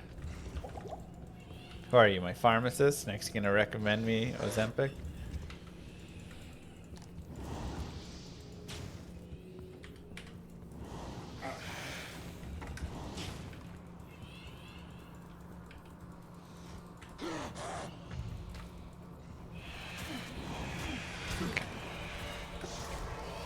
Go ahead and put that away. We do have a 3-socket breastplate that we found. It is an honor to So I'm going to save that because there's a lot of nice runewords that can be made in this. Make Lionheart, make Treachery, make... I mean, Myth isn't really for us, but... variety of things. There's nothing the right potion can't cure. Welcome to the future, Unadorned. Now, I will go ahead and grab some thawing potions, and additionally, I'm going to give some thawing potions to Emilio. It really makes a big difference for Emilio. I'll drop down to players 1. Every thawing potion you drink is 50 cold res, or an additional 30 seconds of 50 cold res. So now, I have 62 cold res instead of 12. Which is nice. And Emilio is now maxed at 85%. It's also plus 10 to max. And this way Emilio can survive the Duriel Fight. And booyakasha, just like that. An Eth Scythe, nice. Diablo is down. Oh, that's a really nice belt, but it is ethereal. I'll go ahead and put it on for now. We can always swap back around, but I love the life, the fire res, the hit recovery. All those are really nice. Greetings. Oops.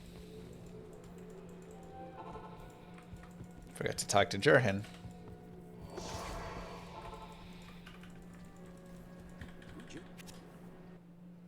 Act 2 done. Greetings.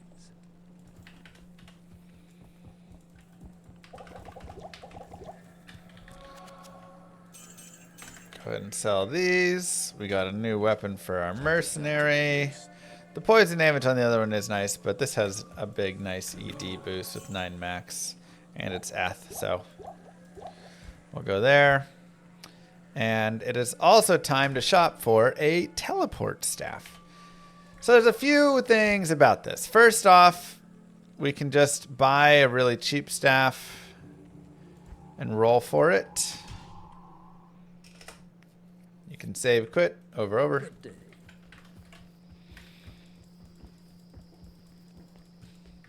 And we can roll with those chip gems that we had. So I want even cheaper than this. We'll see what we get. Entering Hell, my source level 71. What build would you recommend? I'm Static Field Nova. I'd switch over to like Blizzard or Frozen Orb with Hydra. I like Blizzard Hydra personally. So we are looking for, like I say, first, just cheap staves to roll ourselves. Second, a staff of teleportation here, which is a staff that has teleportation charges. Not plus to teleport, sorcerer skills only. So we can look through those. So we'll go ahead and roll for it. So we take 3, 1, 2, 3. 1, 2, 3. 1 to fireball. Wow, really failing all these rolls. Oh my gosh. 1 to energy shield. And that's all. That's kind of sad. So every 3 chip gems that you roll with it can roll through and can also get you some more plus skills on these. Or, of course, you can get the opportunity or chance to roll the teleport charges there themselves. But what we are doing now, we're doing that first because those can either roll that or we can sell those each for 50,000 gold or save them for even more gold later on. But we're looking at all of the staves that are red background, required level 24. Those are the only ones, because I'm level 23. If you are 24 already, I'm sorry. You'll have to look at all the staves. And we're looking for the teleport charges. They'll range anywhere from like 16,000 for the staff all the way up to hundreds of thousands. So this is where having that bonus gold can be good. I also would say, you know, if you're just doing a playthrough of it and whatever, and you're shopping like this, You can be S as F completely and do it all yourself with that. Or you can get some shared stash gold if you want to buy it. Just because the time it can be annoying to try and find. So like that's plus to teleport, but not teleport charges.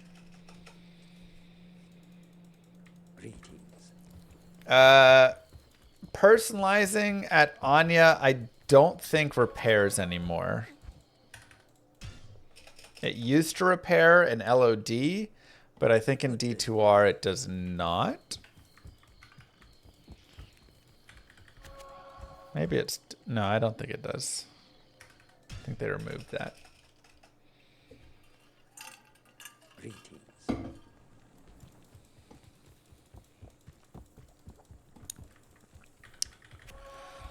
But you can repair a weapon. Oh, there you go. 50,000. So here you can see I have 40,000. I need 50,000. This is why we made these staves. Also, just grab this ruby. Just in case. And we'll sell that. And now we have 50,000 gold. And we have a teleport staff. Perfect. And now we can continue on.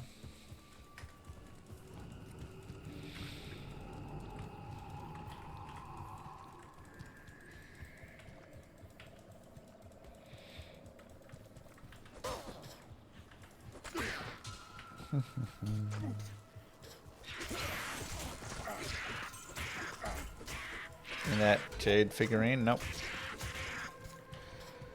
Alright, eyes and hearts for Emilio. Because why not? Give him something. Doesn't have a helm.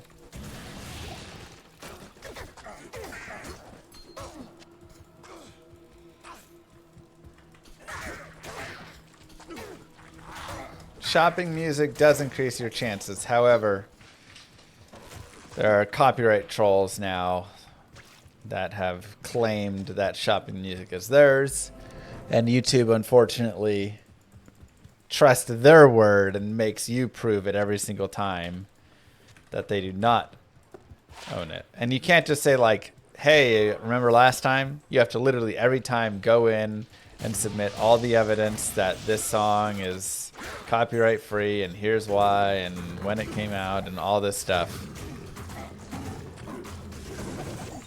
And until you do that, YouTube says, well, this random account that just got started a month ago in Thailand says that that's their music. So, welcome to YouTube. Best in slot, spear. Yeah, Breath of the Dying Warpike. Probably your best in slot. Best in spot. Best in slot.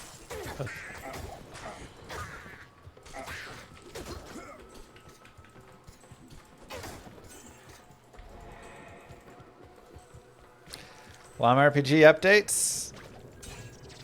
I mean, I'm just grinding every day, trying to improve it bit by bit. We finished the quest for Act 4. I finished tiling the Act 3 dungeon. I just need to, like, make it a little prettier, you know? And I only want, like, Acts 1 and 3 in the alpha anyways, so... that, when I get that set, that'll be really good for it. And yeah, we just keep cruising along. This is also why you do pick up staves and stuff. Like this right here will sell for 35,000 gold in Hell, or 30,000 gold in Nightmare, or whatever the max gold is wherever it is. So, you know, that's half of the stuff I spent on the teleport staff. Plus, repairing a teleport staff, each of those charges is pretty expensive. So you do want to get some gold for it, if you can. Probably Great March here, it seems like.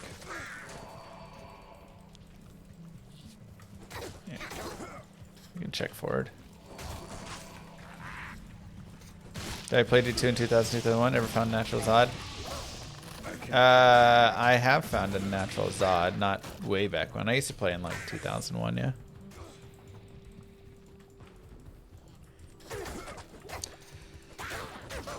And then I've been doing balancing in LOM RPG lately with how much life and stamina you have, things cost, all of that.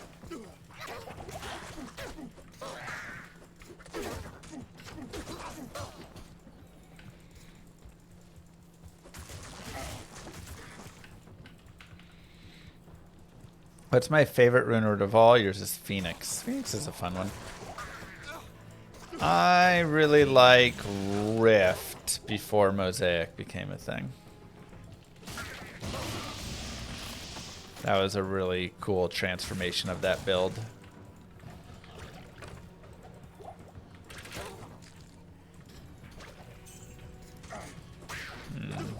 Won't let me through anywhere, darn. I guess technically it can go 5 left still over here. Seems unlikely. Did I play D1 on release 2? No.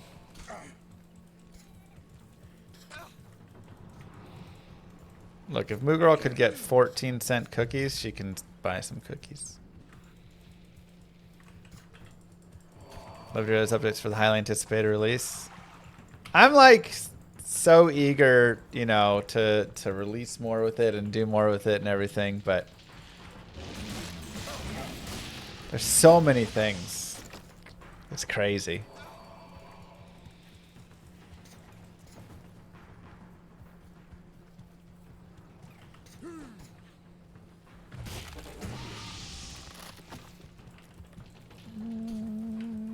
Yeah, maybe binary. It really is crazy just how many things go into an MMORPG.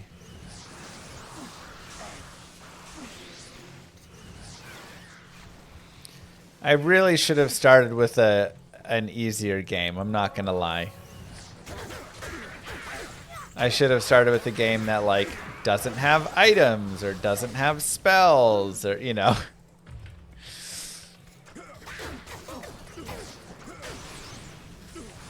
So I honestly cannot think of a genre of game that could have more than this.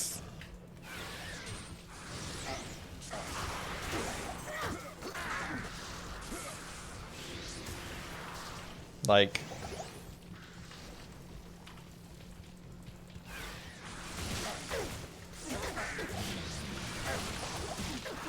there's so many things.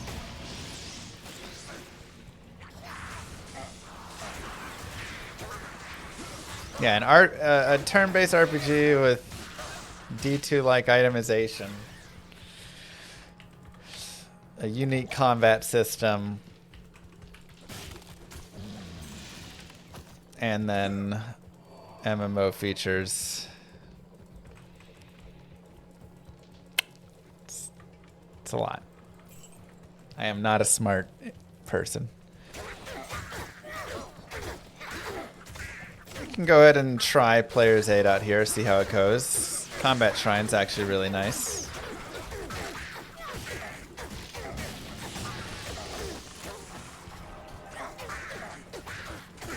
Help out with it.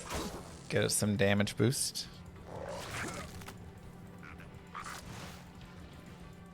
Just gotta go big. I mean, that's the plan. We're trying to go big, but it is making it take a little longer than I was hoping. I was hoping by now I could like have it ready, but I mean, it's still got plenty of work to do, you know. To be fair, I've also had 2 kids since I started planning it and deving it. So that has not helped.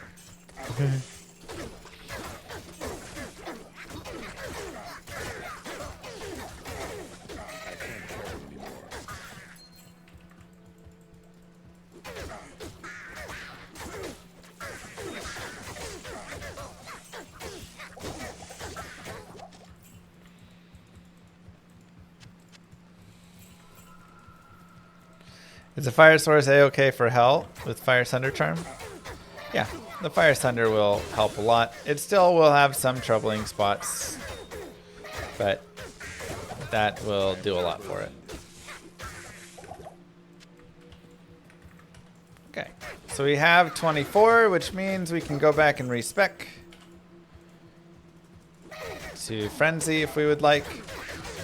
Level 1 Frenzy is just like okay, so it's also okay at this point to hold on a tiny bit if you want, but because this is the Frenzy Barb playthrough, we'll go ahead and do it. But if you want to wait till like 3 or 4. Greetings. True Veil.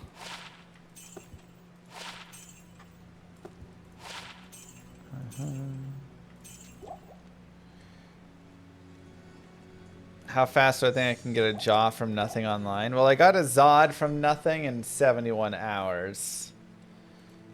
So.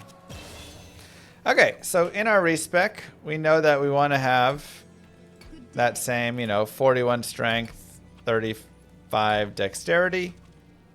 Those are just going to be for our flails.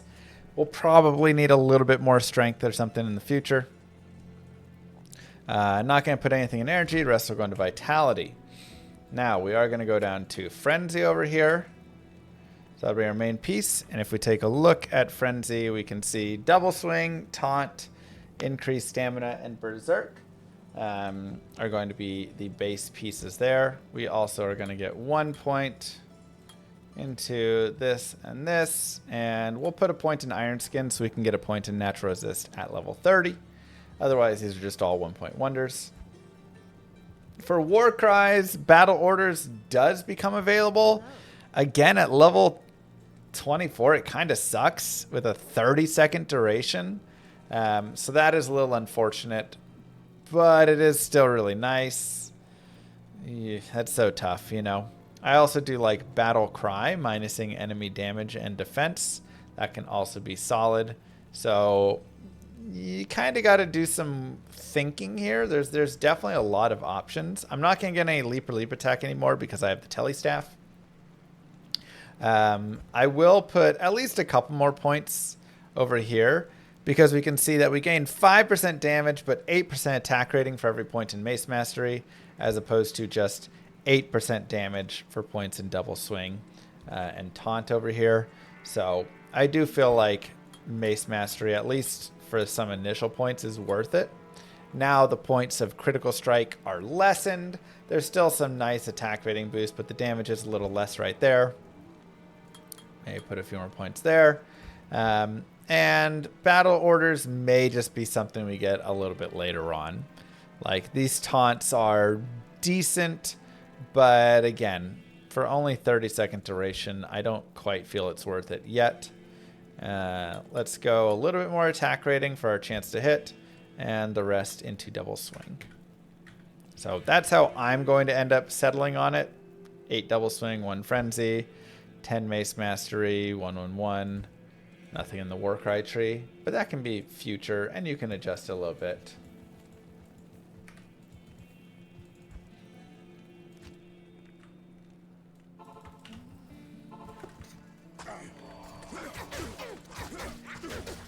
Now, generally the way that you want to work with Frenzy is you build up your Frenzy, and then you kind of swap into Double Swing, right? Because Frenzy builds a little slower even when you're already doing it.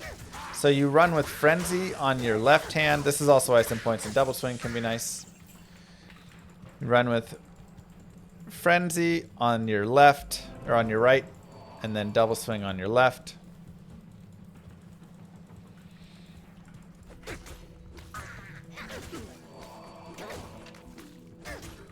And that way you can still get kind of nice bonus, especially in the early points of Frenzy.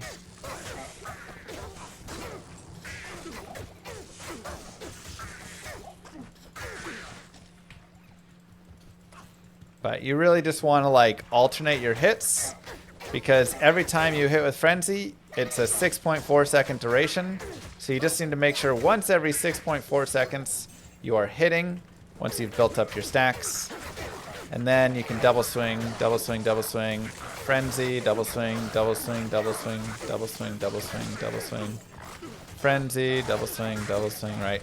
just kind of bouncing back and forth between those is going to generally be good. Also, we can now drop the Strangling. We'll go ahead and put our Telly Staff on swap. And make some room so we can grab some other things as well here. Tutored Envision, nothing on that. So Double Swing is just going to swing faster than Frenzy, right? Frenzy, like, is the build-up, and then Double Swing is the payoff in a way. So this is generally how you're going to use it a lot. When you eventually get like high levels of Frenzy and stuff, you can still use there. You can just like keep Frenzying. But a lot of times, even at that point, this is still going to be your big payoff where you just swing faster with Double Swing. So it takes all the added benefit and just increases it.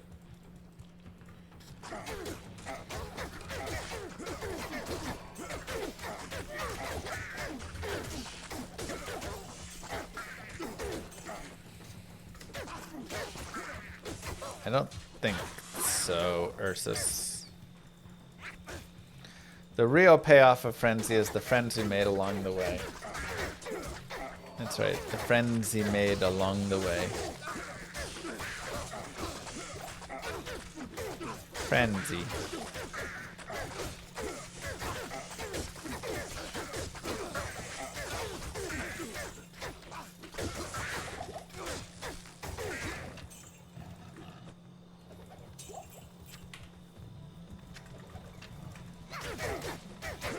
What friend? Everybody here, obviously.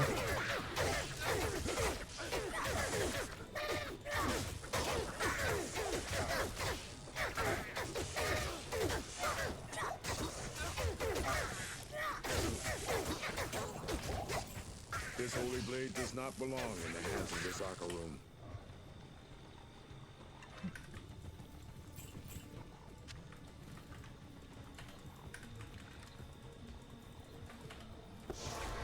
Go ahead and turn that in.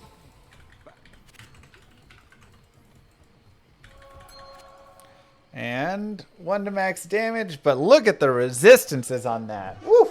27 cold, 19 fire. Yes, please. That is gorgeous.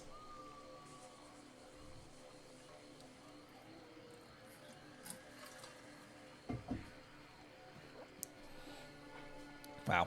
If only it had some attack rating on it. That's the only thing I'm really like sad that it's missing. But we are looking for that life if we can.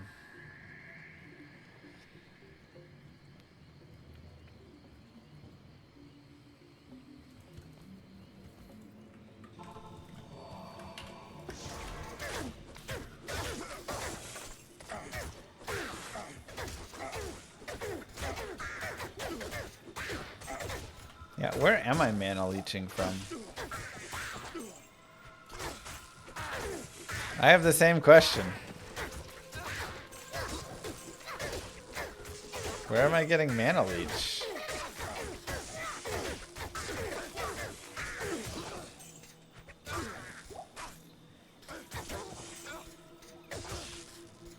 I mean, I've got mana per kill. Oh, I guess it's just, yeah. Okay, it's just the mana per kill.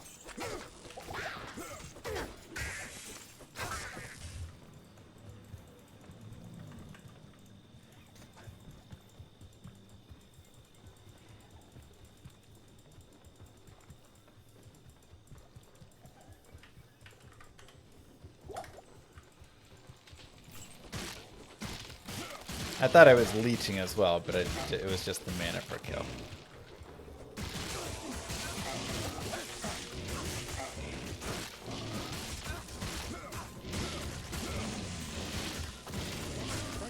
Emilio!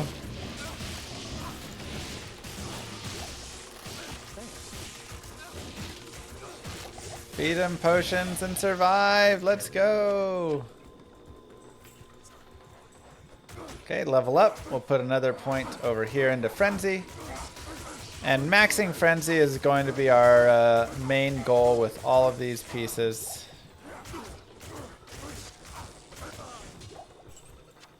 As you can see, it is a 7% boost in attack rating, a 5% boost in damage, but your attack speed has a higher break, and your run walk speed also will go higher as well. Also, the duration goes up to 6.4 seconds now from 6.2.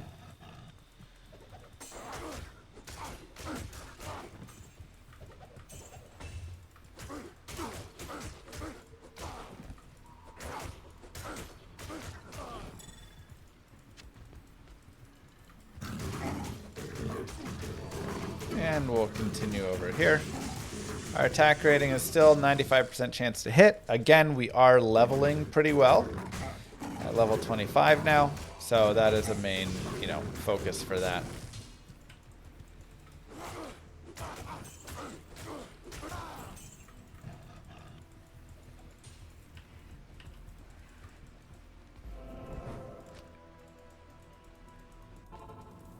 Attack rating is chance to hit, essentially. It improves your chance to hit. There's a whole calculation, but...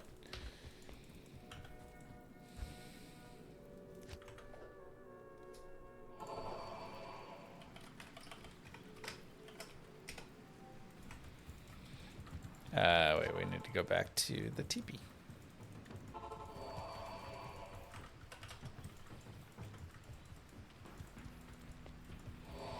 $1912 Griffs, but it's ethereal. Oof. It always hurts, doesn't it?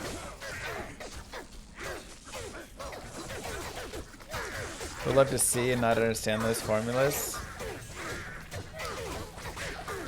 So the formula is as follows. My attack rating divided by my attack rating minus the enemy's defense rating times my level divided by my level minus the enemy's level times 200%. And that is your chance to hit. So both level is and attack the attack rating versus defense and level are 50% of the calculation.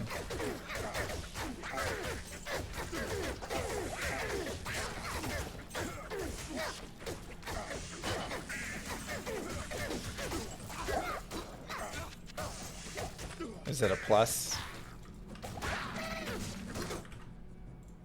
Chance to hit.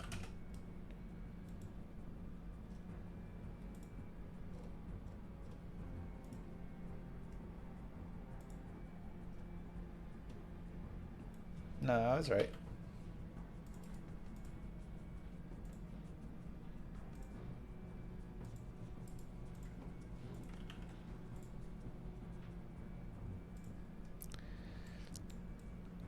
%, times attack rating divided by attack rating plus defense rating. I said minus. Times attacker's level divided by attacker's level plus defender's level.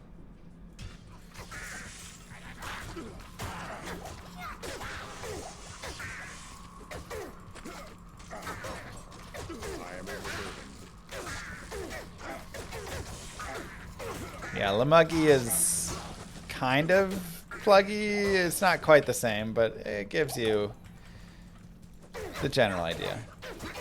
Magic damage, focus, frenzy barb. Maxing berserk synergy and using 2 Azuraths. Huh. Try it out. Let me know how it plays. I doubt it would be amazing, but could probably still do alright with it.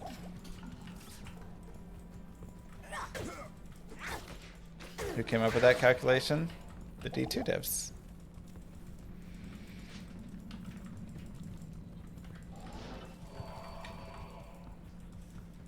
What's this run for funsies?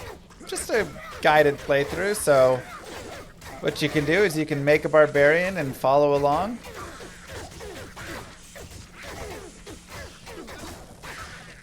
And then you can always speed up or slow down if I'm too slow for you.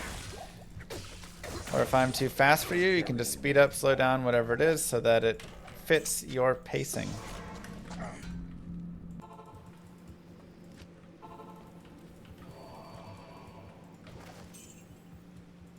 Anything new versus a year ago in D2? No. The only thing new is they said there may be something new coming. The Diablo account tweeted something. But we've heard nothing on it since, so who knows. That's true. They did fix the gold glitch.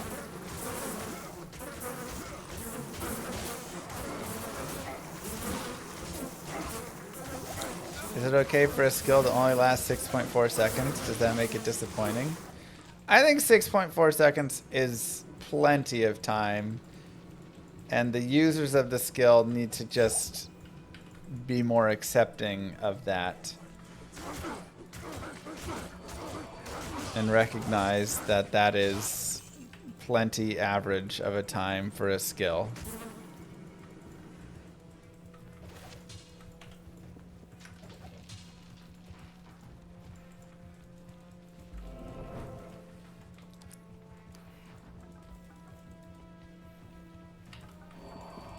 Weird block.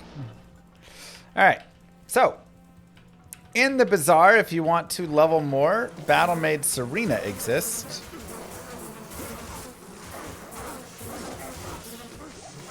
She is in the temple that faces to the bottom left. I at least recommend doing her one time, as this is also where Lamessen's tome is. So you just come to this temple. And then down in here, you will find her. And this can be a really nice place to level up and just kind of farm a little bit, especially if you have a waypoint right next to it. So she can be decent experience, and if you're level like 22, 21, a lot of times this is where I level to 23 and a half, 24. So highly recommended.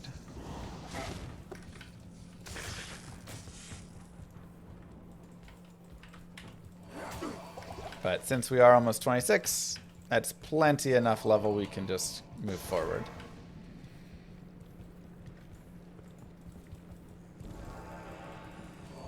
I am still on players 8 right now, which has been nice that our character has been able to, you know, fight on P8. Again, like the longer you can fight on players 8, the better generally, because it can allow you to level up and stay ahead on levels, which means you're going to continue to have a high hit chance. If I was level 21 right now, 20, 19, my hit chance would probably not be at 95%. I can't. Has Conviction Aura work with immunes, breaking charms? And my Red Gear like Hodge, Flick, and Flame, and the Sunder Charm. So, Sunder Charms will set a monster's immunity to 95%. No matter what it was at. And then, that's still pretty high, so then Conviction and lower res and minus enemy res gear and all those things will break that number down further. Also, we will continue with more Frenzy. Oh, wait. The duration is still 6.4 seconds. I thought it went up slightly. Does the duration always stay at 6.4? Dang, that sucks. I guess you have to put points into increased stamina if you want to increase that duration. May actually end up putting an extra point in increased stamina at some point. That's pretty wild. So you gain 0.4 seconds per level in increased stamina. Which just sucks because that's all you're getting is a little bit of that. But you can already see just how much faster we are. The attack speed and movement speed boost just from having 3 points in Frenzy instead of 1. So this is where I really like to just have, you know, wait until level 26, 27 before I really spec over to Frenzy. But it's fine here as well.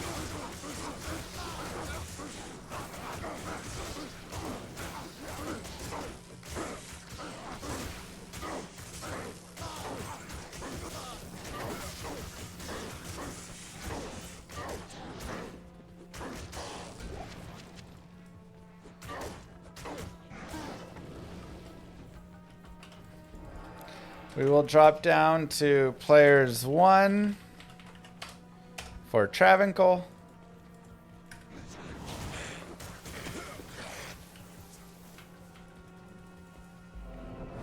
And we'll go back really fast. Increased stamina does not give faster run walk, no. And we'll turn in our things. Talk to Mashif. Prepare at Heralty. It's just increased stamina. Pretty bad.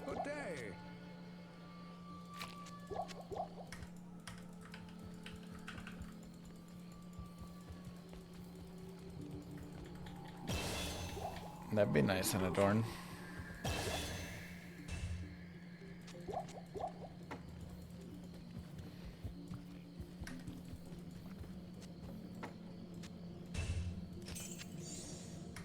Okay, let's go back to the Travincal.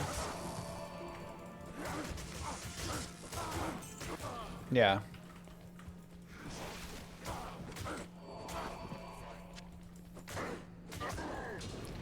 Another tier rune.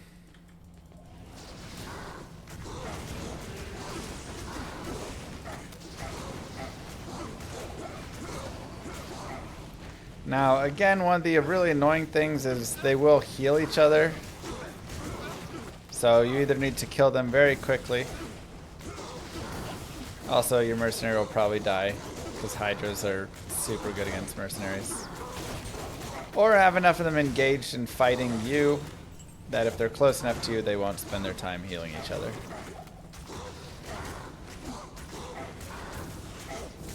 The dark powers here will no longer poison the land.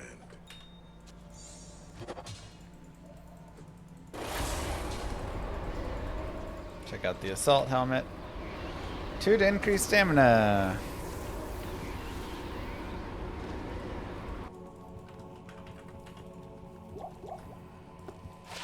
And 2 to strength on that. Unfortunate.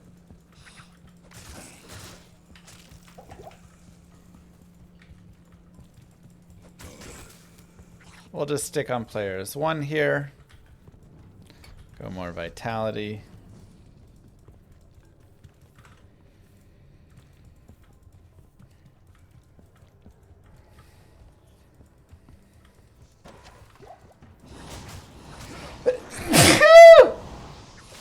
Ah! Let's go see.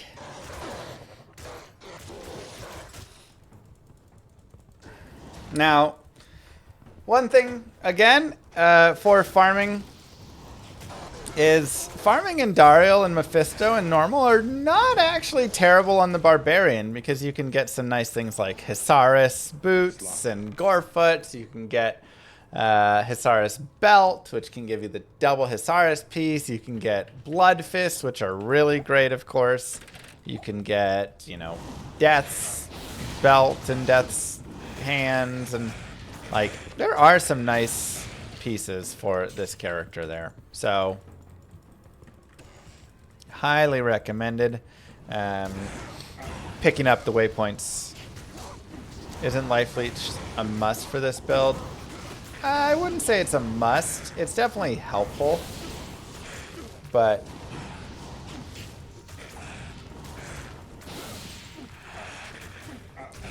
like, meh. Make sure players 1 and go fight Mephisto. The reason I say it's not a must is we aren't always dealing tons and tons of physical damage. Like all through normal, there's just like, it doesn't do a lot. Now, when you get like late game with good items, yeah, then you want to have some life leech. But I'm not really going to be leeching a ton of life back early to mid game.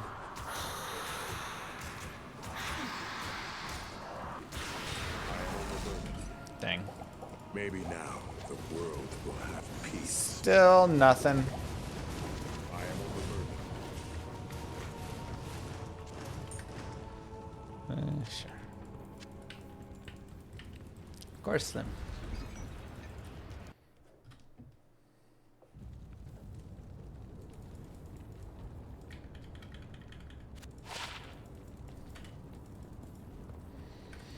What do you need? Really nothing there. 28 attack rating. Half freeze duration isn't bad. That's a pretty sweet shield. Unfortunately not for us. Again, we're not really using weapons like that. And that doesn't really do us any good. So, some gold, but overall, pretty disappointing. Mephisto drop.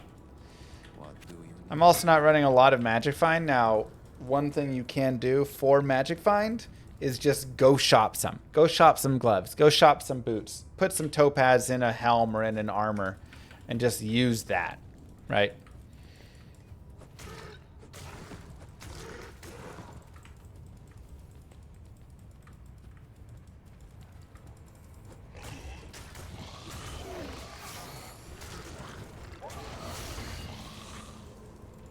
Might as well rename it to Increased Frenzy. True.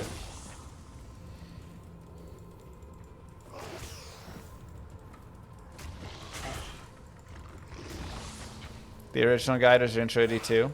The LOD Frenzy Barb.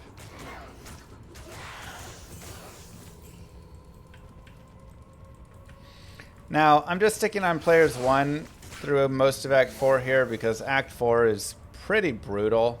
Additionally, we're going to find Isuel here soon, and I don't want to spawn him on anything above Players 1.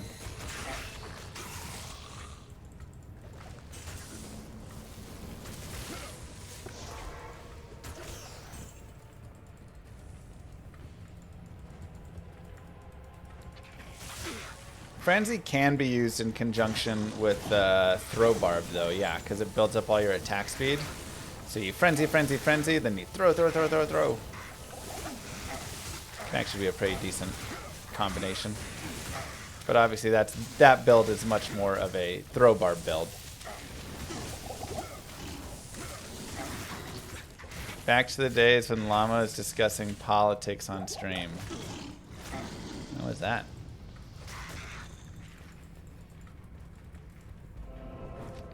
My politics are: be kind to people.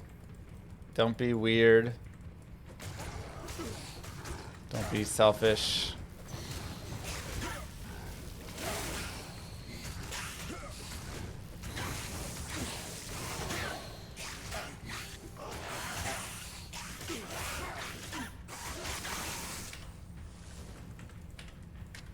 Don't hurt others. If you're doing that, probably not good. There's weird and then there's like weird, you know?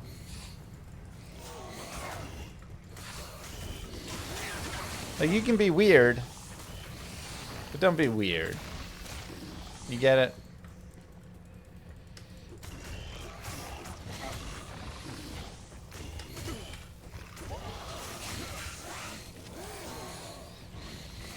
The idea of a frenzy throw barb is making you want to play again. It's fun. You just go whack, whack, whack, whack, launching them.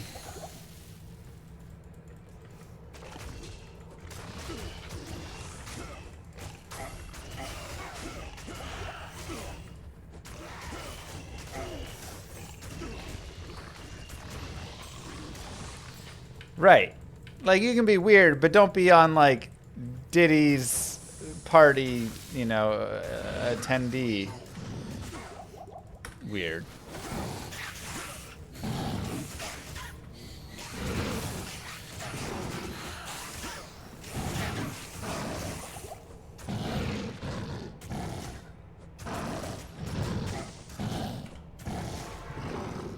Let's go get our mercenary. Come on, Emilio.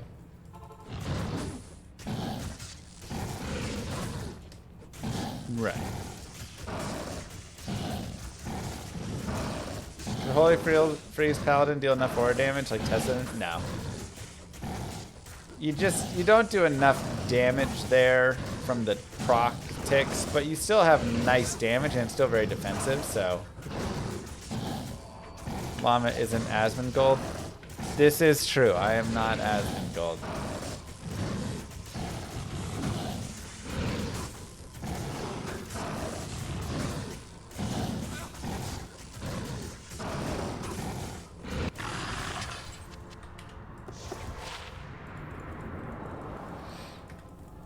Hail to you, champion.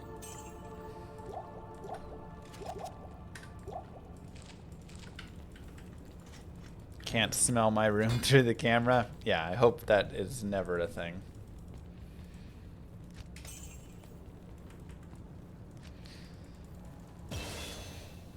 Okay, so we got 2 more points. Do I want to go towards battle orders?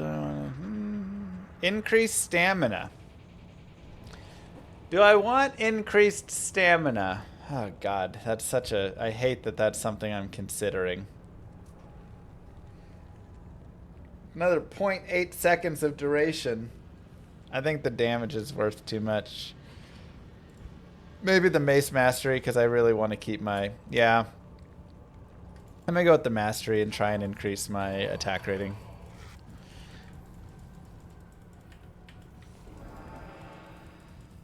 Best way to level up, still Leap Attack? Yeah, Leap Attack's still going to be your strongest level up, but... Diaper money for kids needed? Yes. Diaper money for the kiddos is always needed.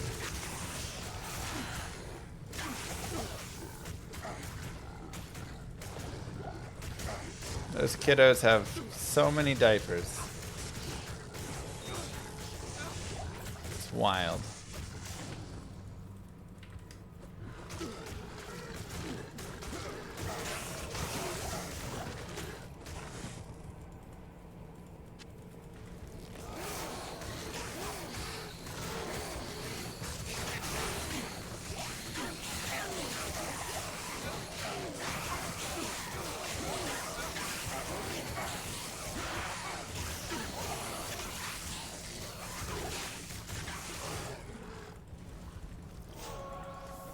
It would be so nice to get another skill synergized than increased stamina. I mean, their idea was they wanted to make increased stamina like actually something you put points in.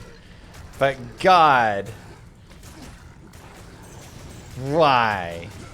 You're just making a dead skill that gets no value whatsoever. Something for a synergy. Honestly, they should merge increased stamina with increased speed and then give some other skill there. Or have increased stamina give something else, like, yeah, spells cost stamina percent instead of mana, you know, whatever. Move. Pilgrims! Thank you very much for the diaper funds. Mwah. Welcome back, 6 months.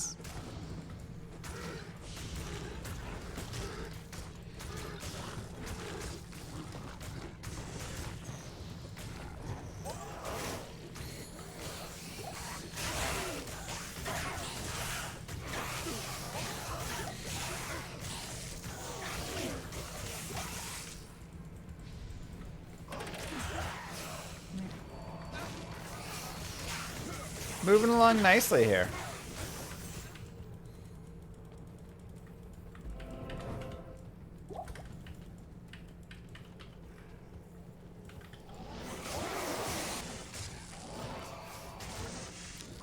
Get ourselves to the Chaos Sanctuary. Now, Chaos Sanctuary is tough. This is a very difficult spot for this character as there's the cold and we don't have any cannot be frozen yet. So we have to deal with that. We have all of the Decrepify if you get too close to an Oblivion Knight. So that is when Oblivion Knights cast Decrepify, by the way. When you're far away, they don't cast it. When you get up on top of them, that's when they're going to be casting it. Just as a heads up for people wondering. Otherwise, they'll cast, you know, their other curses.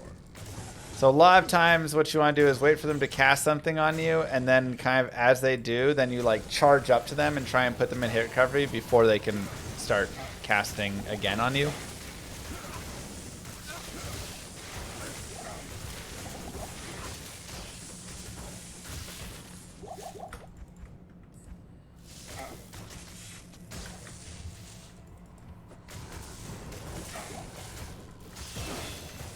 Maybe if they let stamina be used for like a sprint feature or something late game. Yeah, I mean, there could be something.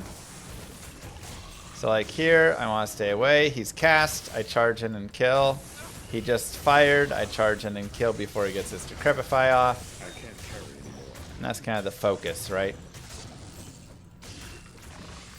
Try and charge them before they get those Decrepify cast on you. Okay, there we go. He cast stamp damage. I charge in and kill.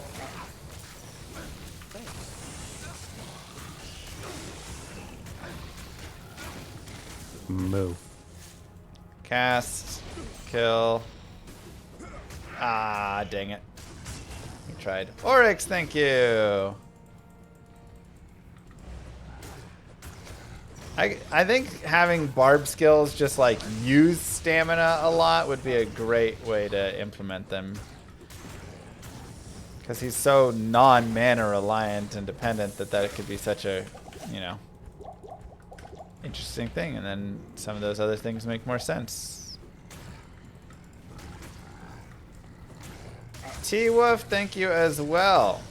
You don't have to use the notify for the sub. If you press the sub button and it says you subbed, then you subbed. You don't have to do the on-screen notification, just if you want it or not. Barb mana pool is really bad. He has terrible gain on it. 1 mana per energy point. And I don't even know how much he gains per level. Maybe like 1 per level or something, if that. Not even. Half a point per level. I share because diapers. Thank you. But 4 life per vitality point is bonkers, so...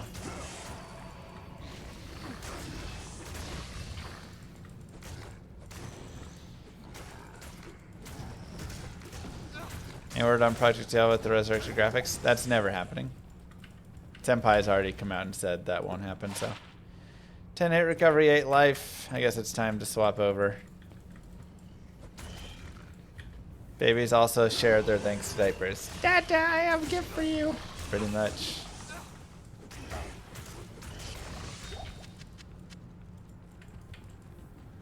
That's how it goes, man. Oh yeah, that's right. I got Nadir. I didn't even use it. Nadir would really be nice down at Infector there. But again, you can always use Nadir whenever you want with the Cloak of Shadows. So let's say that you're in here and it's like really busy. This isn't even that busy. Ah, it's really busy. I can Cloak of Shadows. And then this can be a really nice way to separate off the boss from all of his minions. Obviously these guys didn't get cloaked, but you can cloak here when it wears off.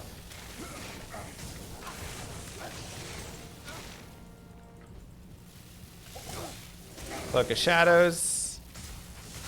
And now we can just drag Grand Vizier away and fight Grand Vizier by himself. So this is something that you can do. When the Iron Skin 2 Define Potion.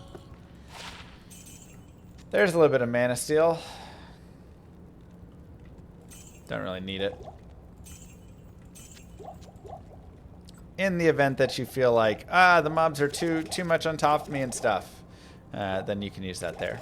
Now for Diablo, I like to stock up on some thawing potions if I don't have Cannot Be Frozen yet. Make sure we're players 1.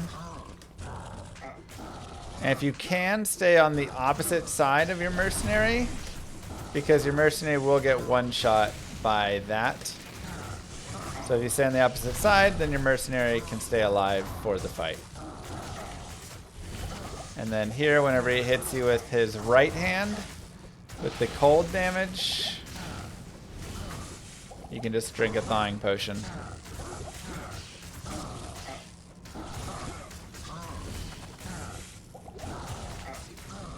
And that'll help you as well avoid his beams, because his beams are pretty nasty. And if you're caught and cold, it can be pretty brutal.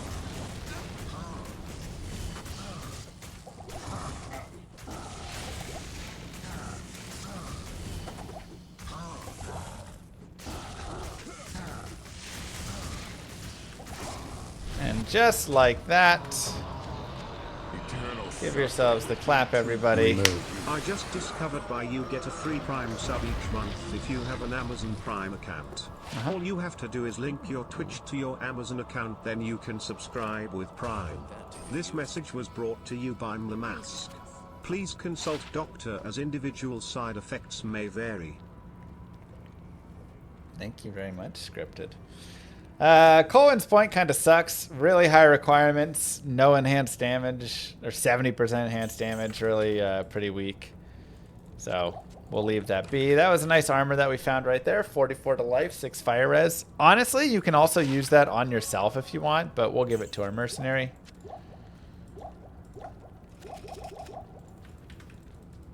Hail to you, champion. And we'll go ahead and repair the tele staff charges. And we'll move forward. Congrats. Clap to you all. Act 4 is done.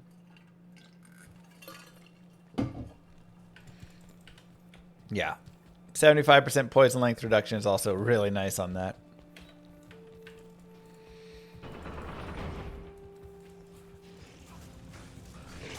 The time has come to cleanse my homeland.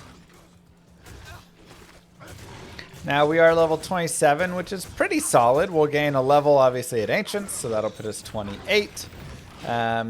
Heading into Nightmare, I'd say, you know, if we can be around that, like, mid-30s is usually pretty good. I'll probably go a little bit earlier, but my recommendation to you would be try and get into the mid-30s if you can.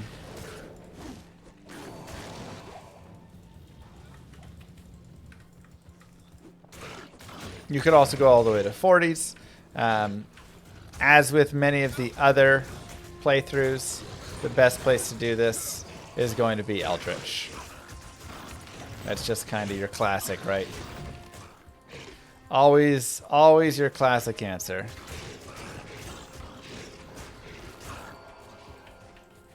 With the 75% poison introduction, do you receive 75% less damage or damage 6 faster? 75% less damage. The poison only lasts 25% of the time.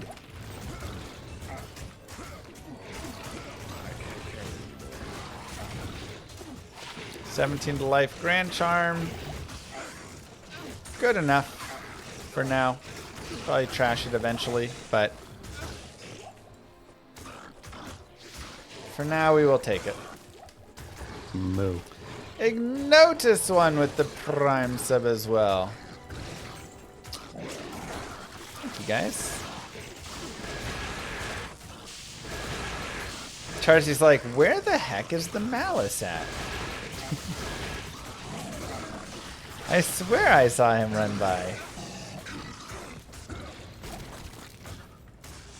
I think I did like 15 of the subs, but has been a decently strong sub day. Thank you to everybody who has subscribed. We'll go up to players 8. I can't.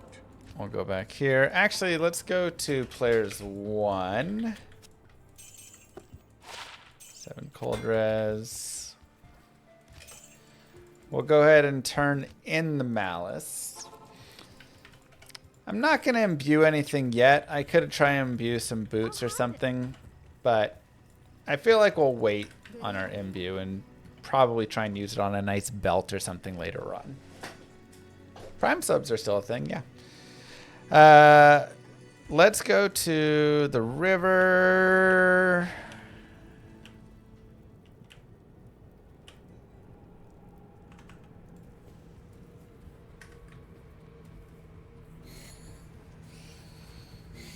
Moo.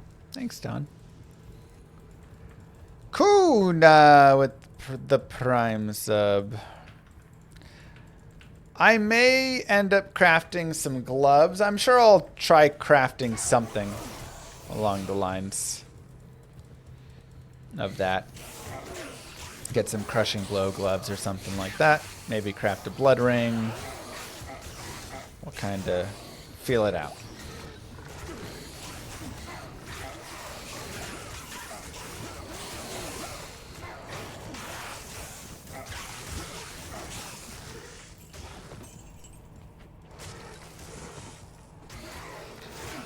Yeah, I mean, I've got guided playthroughs for all of the characters just about, all the different builds, so there's plenty to try, and they should be able to hopefully get you through.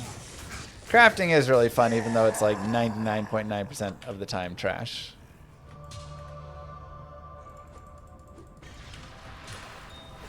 Alright, let's see it.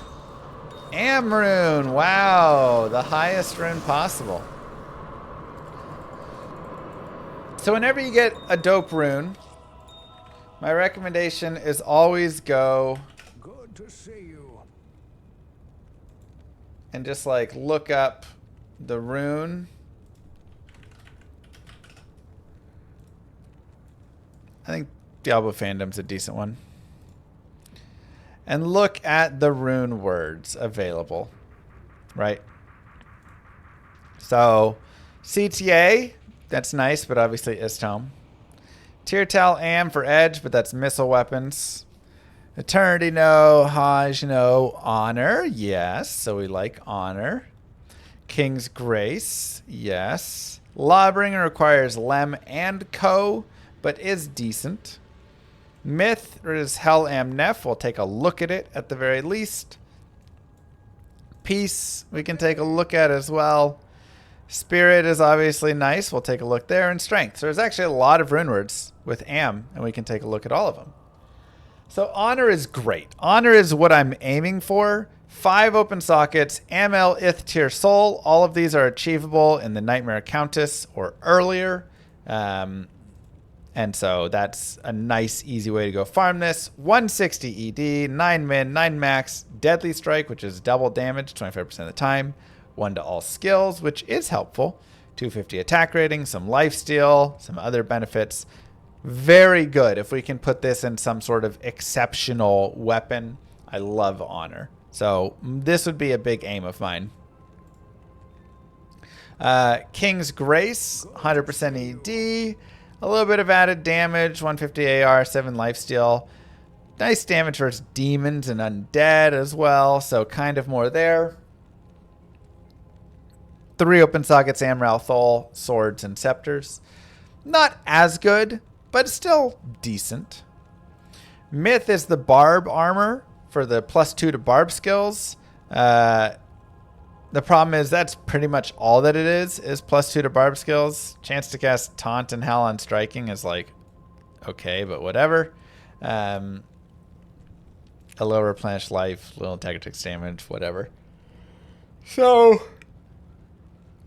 you know, 2 to barb skills is good though, because I do like having 2 additional points in battle orders, 2 additional points in the mastery, 2 additional points in frenzy, 2 additional points in double swing. Like, these do add up and give us extra damage, extra AR, extra life, extra resistances from all res. So I don't hate Myth. I actually think Myth is plenty usable in the mid game, assuming you don't have like a hustle or a treachery or a Viper Magi, which, or, you know, whatever, or a Twitch throw, like all that. Peace gives you a chance for level 15 Valkyrie, which is fun. Though, will the Valkyrie stick around on the Barbarian? I don't know. Also 2 to crit strike, but that's about it. So Peace is not really here.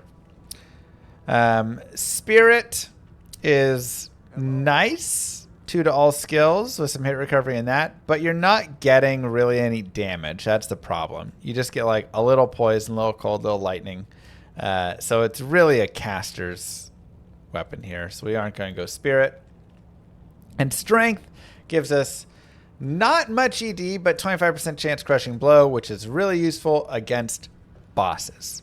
So this is pretty much like put this on 4 bosses and then take it off, because it sucks after that. So really, Myth and Honor are the 2 things to kind of look at that we like the most, with King's Grace being like, yeah, potentially. We'll go back to Players 8, and we will go to Farmland over here on Eldritch. Yeah, Strength is just such an easy way to get Crushing Blow, because Black also gives Crushing Blow 40%. But it's a little harder to make with the IO. Whew. Tired today. Now, Players 8 is a little slower, but our experience will start chonking a little bit better here soon. I may go get a pike for our mercenary as well. And this scythe isn't bad though.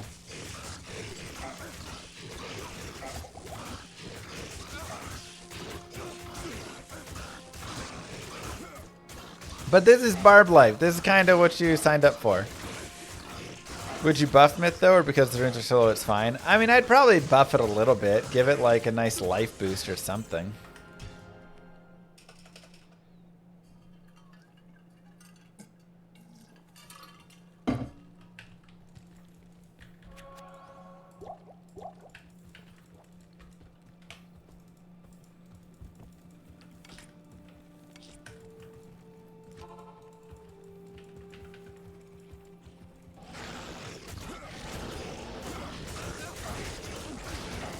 Don't love all those beasts right there.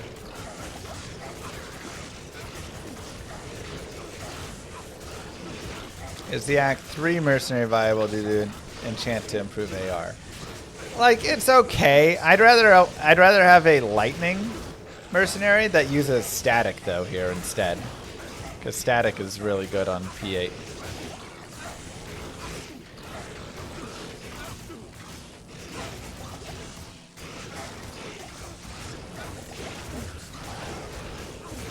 Yeah, I mean, Treachery is like godly. It's like, how do you design Treachery and then design Myth, you know? That's always my question.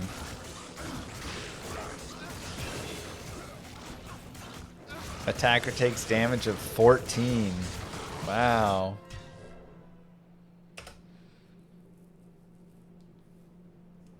Maxwell build said get Lawbringer for Act 5 Mercenary, but it's got cold damage. Yeah.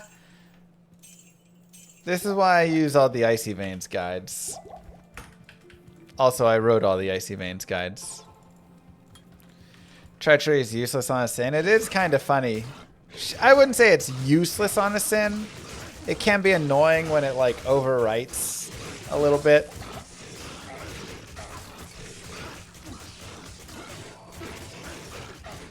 Requirements minus 50% and 150 life on Myth would make it viable. Yeah, something like that, you know?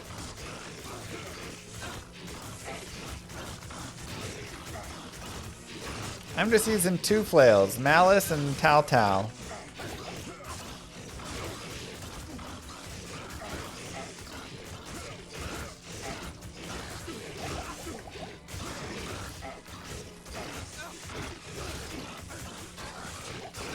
So this is a nice, chill, relaxing place where you can level up. And again, like we talked about before, leveling up with this character is very helpful, right? Like it just does a lot, more so than most every other character in the game. Thanks, Chris. Welcome on in.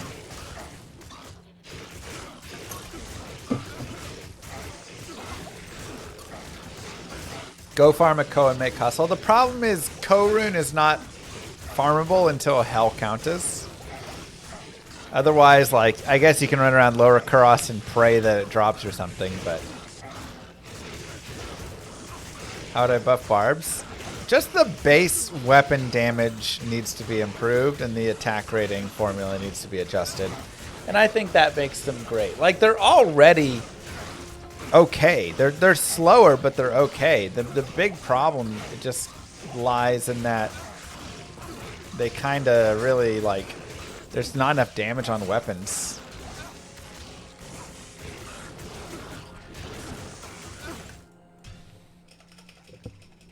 Mosaic Sin is still broken and burning eyes, yes.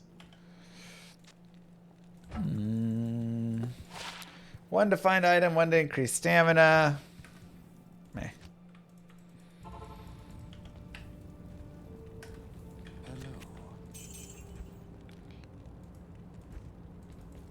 Hail to you, champion. 300%? That'd be a bit much. But at least buff the base is like 50%. You could go up to potentially 75 or 100%. Alright, so we'll grab a Pike of Slaying for our mercenary. Just get his damage up some. Yeah, and physical Boson in the early stages has the same issue. Eventually, when she gets Wind Force or Faith and has all the max charms and all that, like, then she's godly. So the elite bases aren't as bad there, but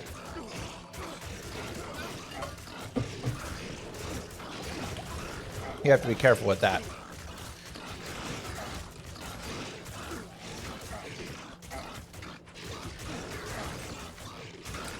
I believe you can take the D2S files and bring them over. There may need to be some conversion done, Harold.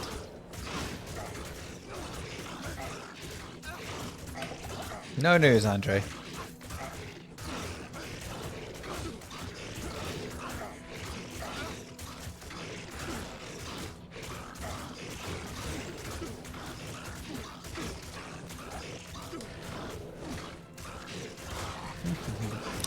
So, like I say, this is much slower in killing than like a Fissure Druid would walk out here and kill all these mobs in literally half a second on this player account. But we are players 8, yes. But we are gaining a lot of experience, and this is kind of how the Barb goes. Like, if you're watching this guided playthrough and you're playing this Barbarian, if this is too slow for you, it's just gonna get worse. You know?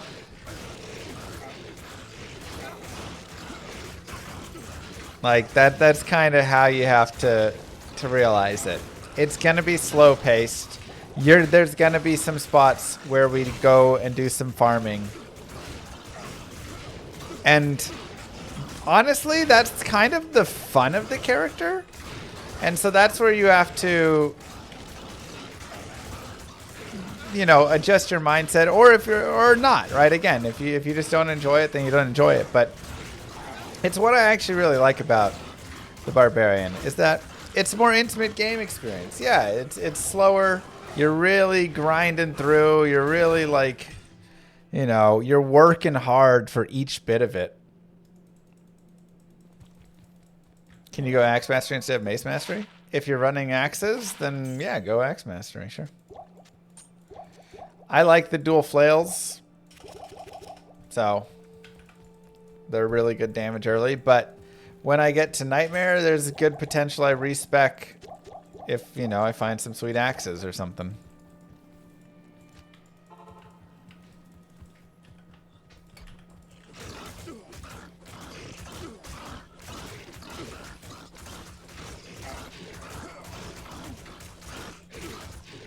Melee is a grind.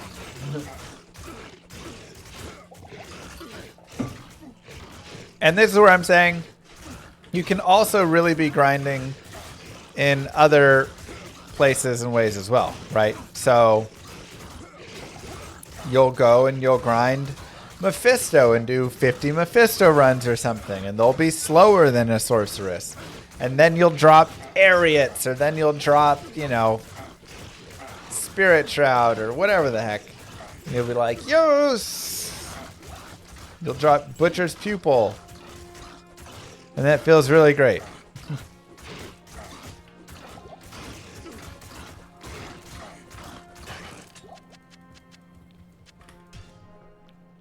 So,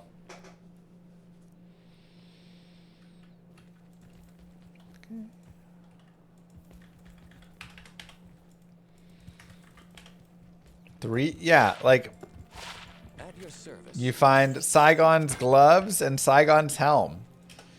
Boom. Attack speed and attack rating per level. Amazing, you know? These are the things. And then you get boots for 50 attack rating and magic find as well. Like,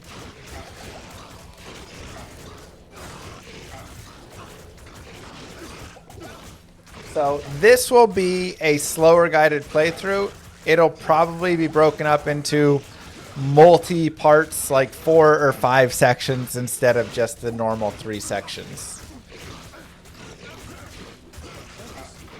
Because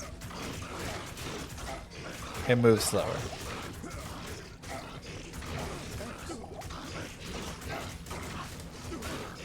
Dude, this Crush Beast sucks. Because Barb. Thank you very much.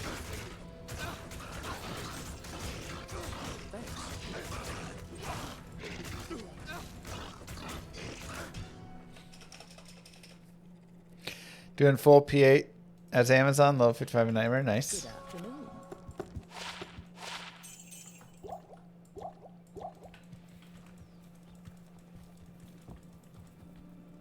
I remember grinding Nightmare Andy in single player for some weapons and got 2 SOJs in a row. Okay, that's pretty wild.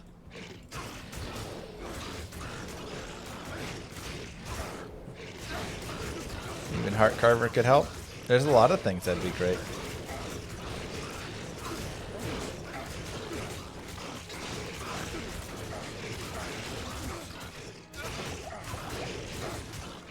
Do you think Barbarian would be an easier hardcore character because of the large life pool?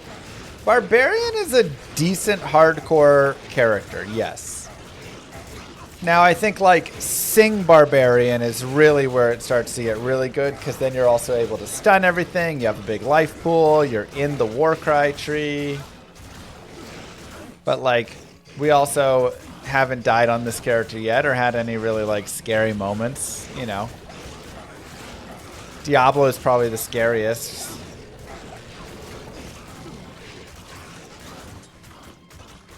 It's okay, Bullet, we knew. D2X6 coming? No.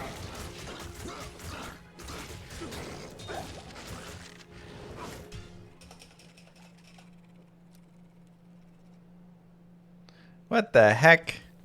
How may I be of help?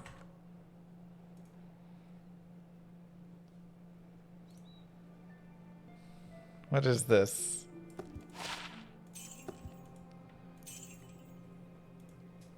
How does this work?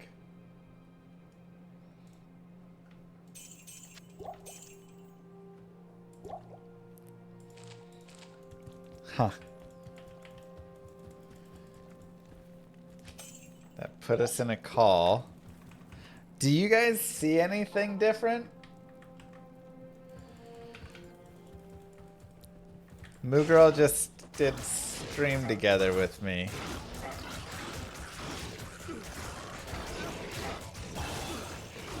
Alright, we have level 30. I'm going to put a point in natural resistance over the frenzy point.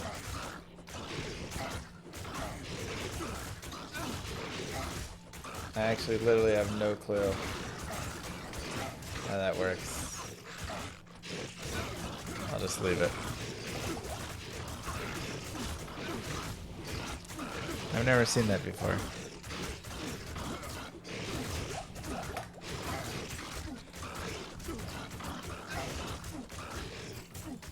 I have to push join and I did not. Oh, okay. I know what it was. Hey! Looky, looky!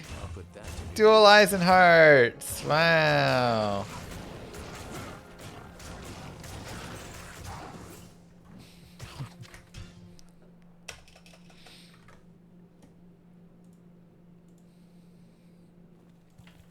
Hello. Honestly, this is better though. I'll put that to good use.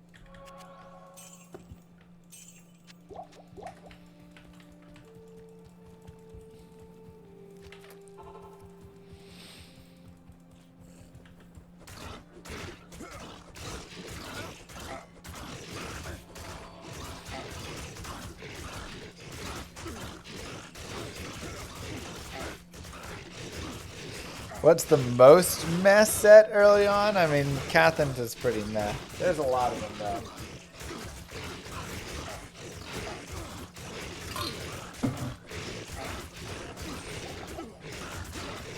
The majority of those early sets are pretty trash.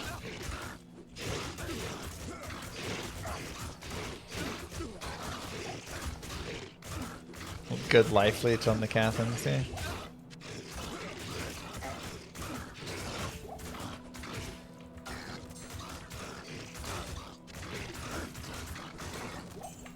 Yeah, eyes and hearts. Pretty rough.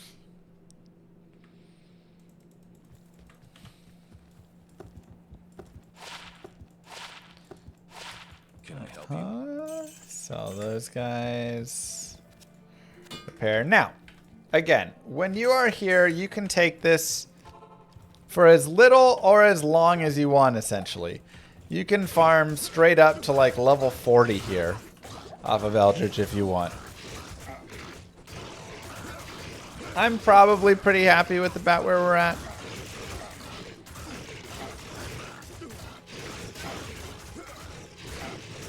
So once I hit 31, I'll move forward. That'll get us 32 on Ancients, maybe a little bit of experience elsewhere.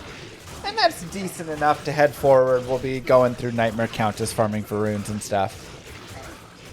But we also may end up considering doing some, like, normal cows farming. Ooh, an ethereal 3-socket two-handed sword. This is where we could make like a law or a King's Grace Lawbringer too, for like a mercenary. If we got an Act 5 mercenary.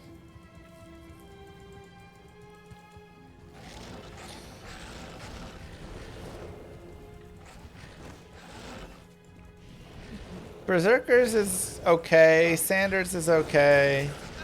Sanders is actually a pretty sweet early set. Probably one of my favorite early set designs.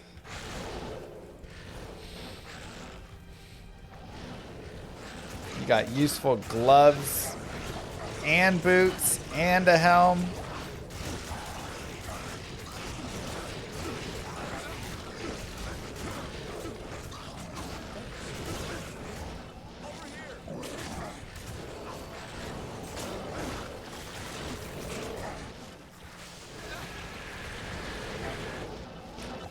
Yes, please.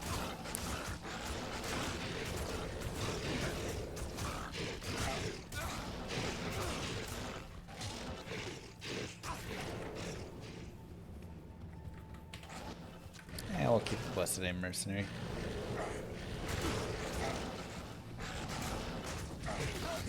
We'll save the Babas. And then the random wand, which actually, like, 20 FCR is great too. So all the Sanders pieces have a use case early on. Though it is weird having like 20 IAS gloves and then a wand. Yeah, they're better individually than as a set.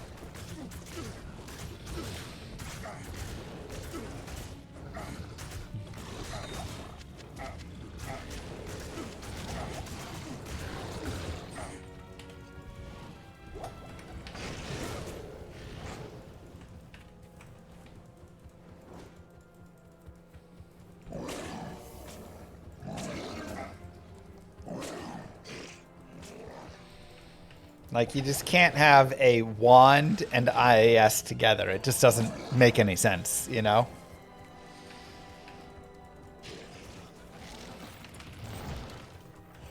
Lufa Yamada with the Prime sub.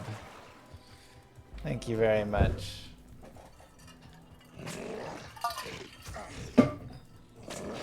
I need a key. What's for dinner, chat? I will leave Death Lords alone. This is also sometimes one of those places, especially when I'm on P8. There is no reason to fight Death Lords. I'll actually go down to players 1 here. And we'll go do the Frozen River and get our resistances up.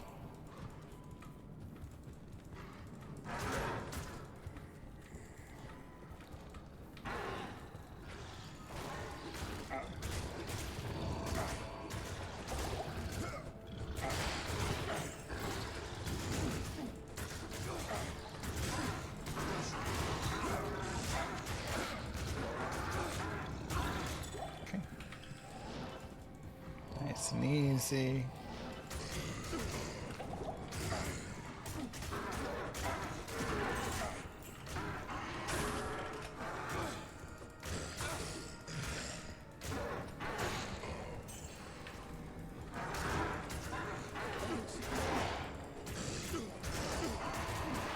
Dinner tonight is pan-seared salmon, steamed broccoli with lemon, and homemade jalapeno cornbread.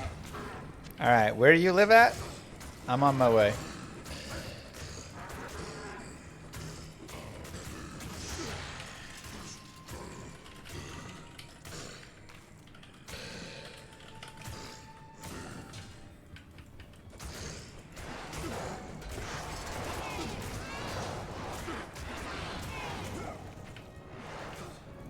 It's not easy getting Cannot Be Frozen. This is true, and this is something that we're going to have to figure out later in Nightmare. Now, one of the big issues is we can't use Rhyme Shield because we're Frenzy. So we don't get the option of the easy Cannot Be Frozen from Nightmare Countess there, which means we're either looking at Hearth Helm, which has Cannot Be Frozen but requires Shale IO Dole. Which isn't, you know, it's a tough set of runes to find. Or what we'll probably end up doing is farming Nightmare Cow King over and over and over again to get Death's Belt and Death's Gloves. Because yes, it's a bit of an investment. It may take us an hour. But then we get 30 IAS, 15 All-Res, and Cannot Be Frozen. And that is like too good to pass up, you know? Additionally, if we did get like Saigon's gloves and boots, then we could try and make the helm or whatever. Maybe we find, like I said before, a Spirit Shroud or something that would get us Can't Be Frozen in some other way. But you cannot get a Ravenfrost from Nightmare Andy. She doesn't drop in Ravenfrost yet. Ravenfrost is Q level 45.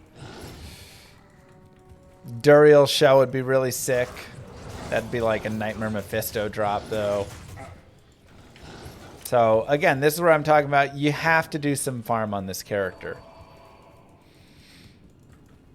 You gotta pick and choose what you're gonna do, but it's pretty hard to go through without farming in any capacity like that because you're just gonna run into these situations.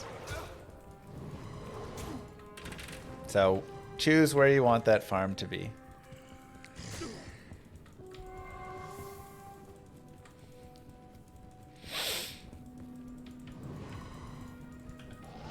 Impossible. Hawkmail, not the greatest. That's a pretty big like cost. Like that's not a great armor, but it technically does have Cannot Be Frozen. And it's mildly okay. So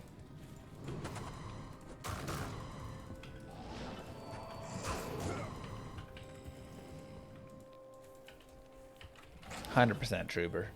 I still do sometimes.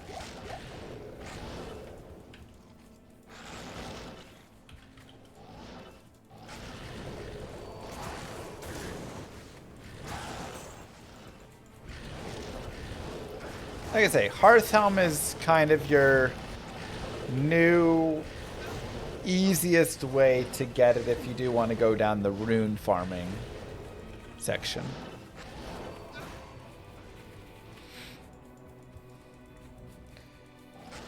What skill does item find Barb use for combat? Generally, you're using it with Berserk, but I mean, a lot of it's so good. You know, you can have Whirlwinders that do it as well. Like Hard Stuck at Hell Ancients, Merchants to Dice. It can be tough, yeah.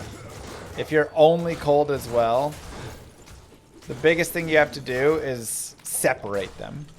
Immediately, like, you start, if you're just staying cold, right? Start, telly, keep your Mercs alive, bring them all apart, and then just drag Corlick, like, off by himself. Use low resist wand, static him down low, have your mercenary fight him. The guardians of Mount Ariat await. Alright, we should honestly be able to kill the Ancients pretty easily here. I'll fill up on potions a little bit more, but honestly, we shouldn't really need it. This should be an easy fight.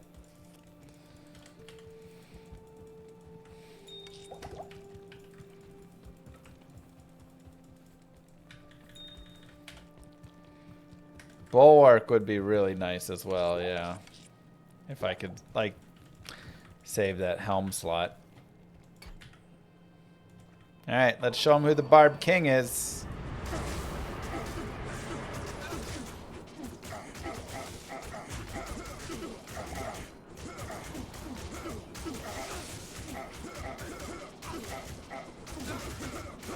Dang. This is P1?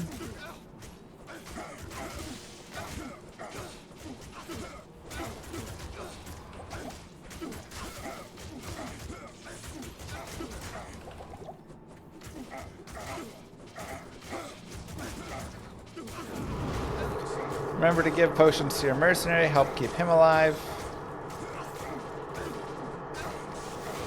And then we just want to make sure that we're hitting both of them and just putting these DPS procs on them. Because remember, we have open wounds and we have poison. And so if I can make sure they're both open wounds did and poison did, it's going to be the best. Right, Umix?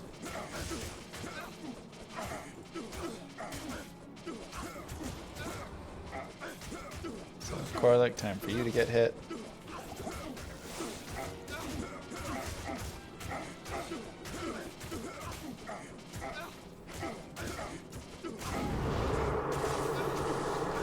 And nice and easy. Shift. Shift 1, 2, 3, or 4 will feed him the potion from that slot. And yeah, I guess we're pretty good there. We'll just go Frenzy.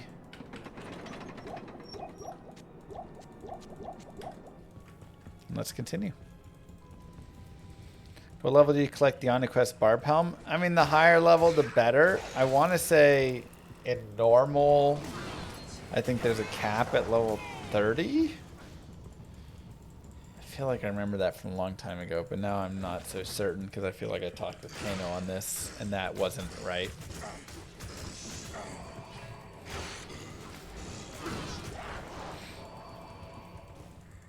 I need to go look it up again.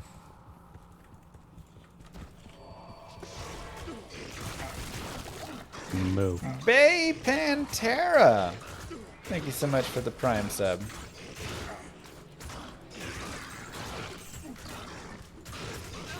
Mwah.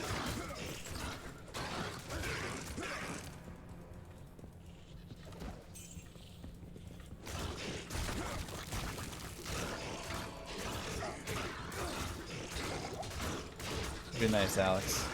Starting a Holy Grail run? Ooh, let's go.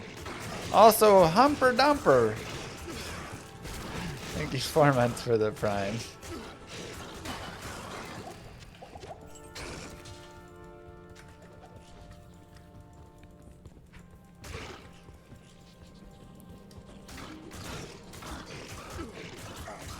What? Don't sir me.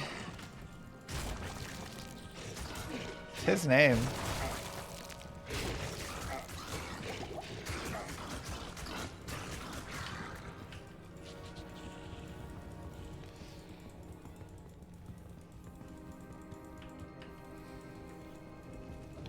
Why are there 5 empty boxes of candy hidden under your side of the bed? Because I've been sneaking candy.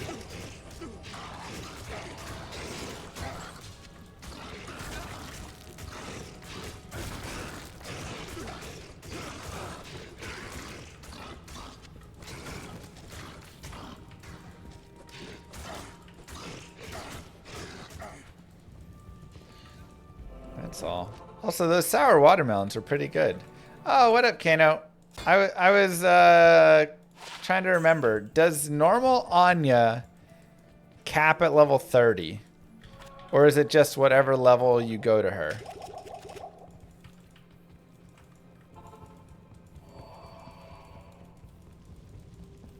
Whatever level you go to her. Okay, that's right.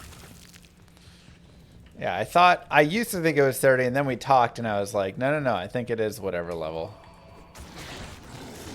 Because when we were talking about the druid helms. She can drop 5 different item types, each have a different Q level, yeah.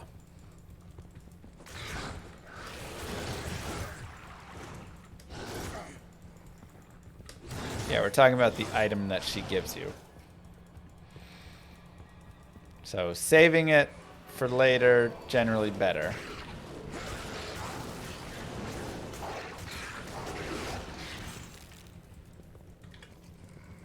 I mean, obviously earlier, though, is helpful earlier on in the game, but...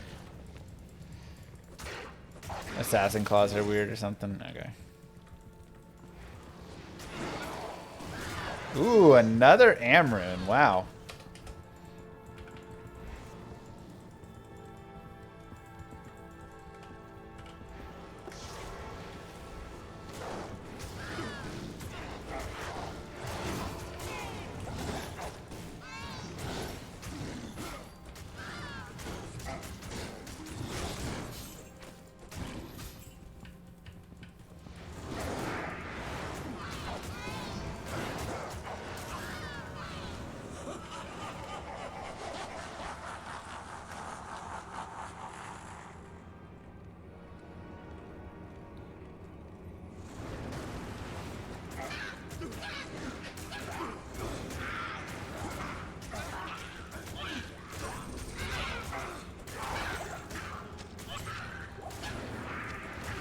Make these rare item quests repeatable. Once a day. Dailies added to Diablo 2. Now, Wave 2 will be extremely annoying. Again, the thing to remember is we just need to kind of like get a hit off, you know? Amelia's probably going to die too.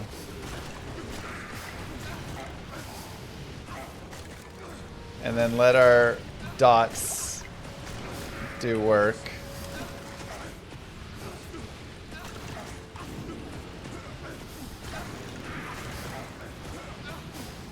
We need the open wounds on Akmel.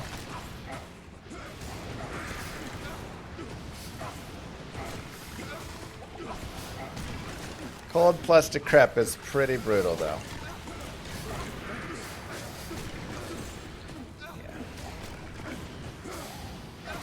Pretty rough.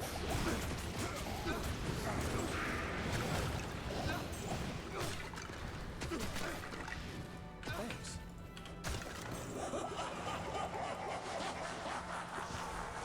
Let's go ahead and heal our dudes. Though he's probably gonna die anyways to wave 3. We'll see. I mean, we're level 32. Suffering your way through works, or you can pull all the mages away from the Unravelers. So both of those are options. I don't mind suffering my way through it right there.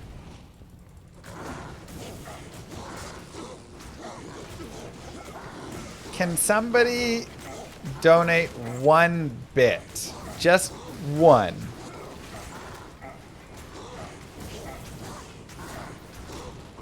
I want to see if it shows up. Hey! Cheers are working now. Thank you, Kano. Thanks, Squat. I'm going to go players 3. Alright, we're good. I just needed to see. Okay, cheers are now working.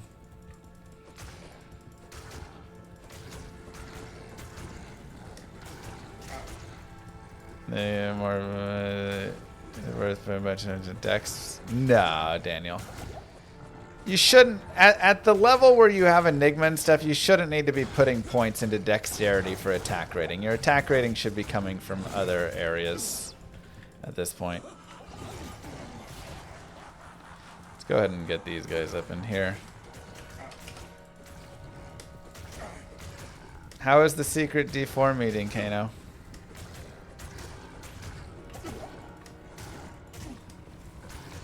Players 3 was maybe a little bit much. There was a meeting? Ah, I see.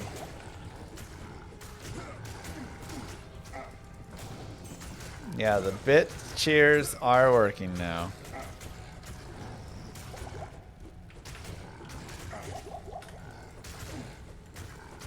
Yeah, Kano just happened to be in Sydney when there was a secret meeting going on about D2R. Has he sent any of this information over to his best friend? No.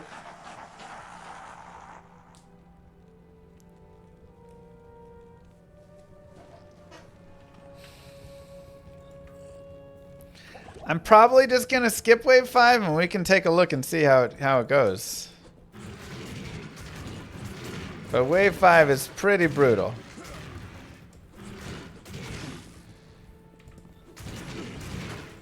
Now you can slow chip at these guys. But to skip them, you can just drag them outside and then teleport inside. Baby, you got yourself a skip. Let's go down to players 1, and we already were, but make sure before we fight Baal.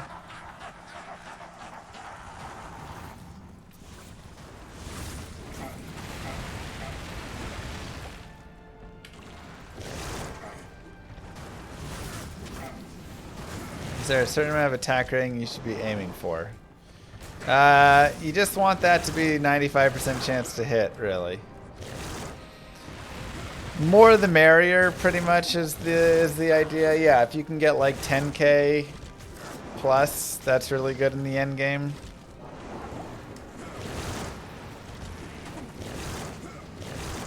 But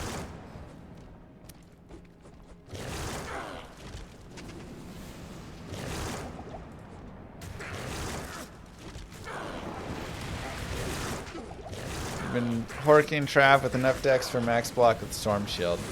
Generally, I'd say I'm not running max block on my Horker, but you can if you want. Wait, I know Kano's best friend. What? It's me!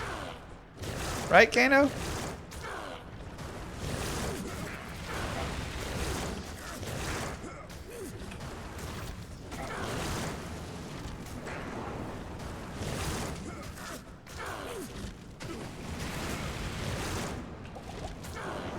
What do you mean, copium?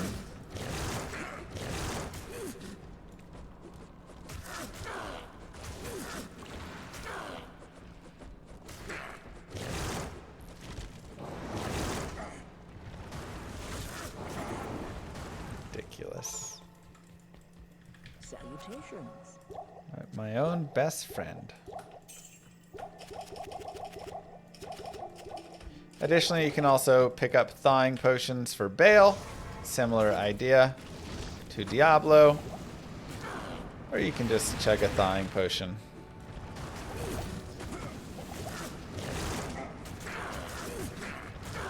Do you consider using the infinite rune method an exploit?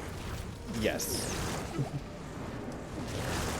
Is this entire playthrough P1? No, it's PX playthrough.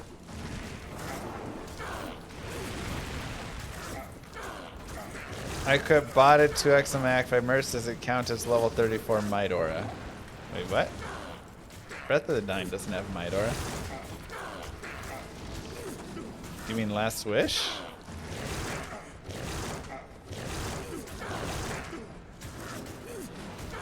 But no. It does not.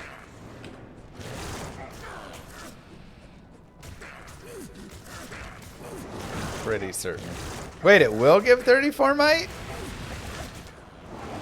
Oh my gosh, never mind.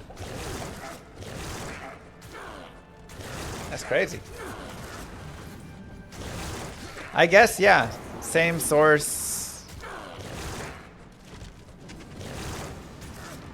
Crazy. Now, who can afford that? That's the real question.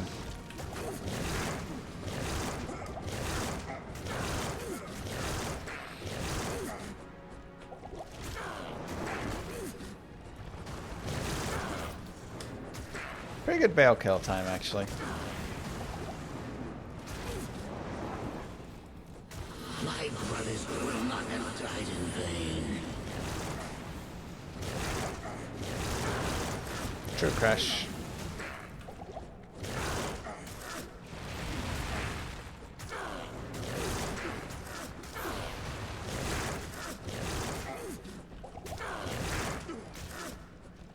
So I'd still rather do it on single player.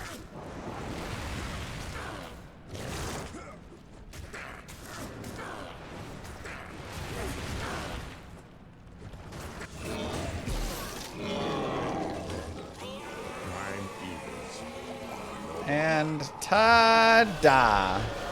Just like that. A clap for you. You have completed normal. 100 poison damage. Nice ED. Good afternoon. It's almost a nice weapon.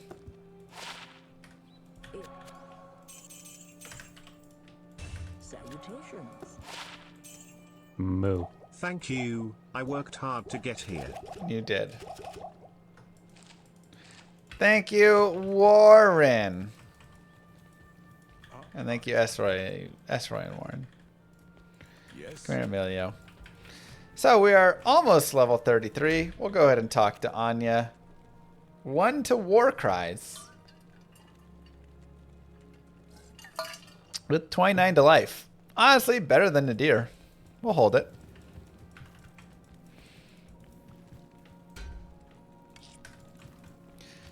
We'll go out to Frigid Highlands. I think I have to reset. We'll do one more Frigid Highlands here. Pick up level 33. And again, if you want, continue leveling here. Because when you head into Nightmare, it can get tough. I'm not players 8. So spending your time leveling and farming and doing all of that is pretty worth it.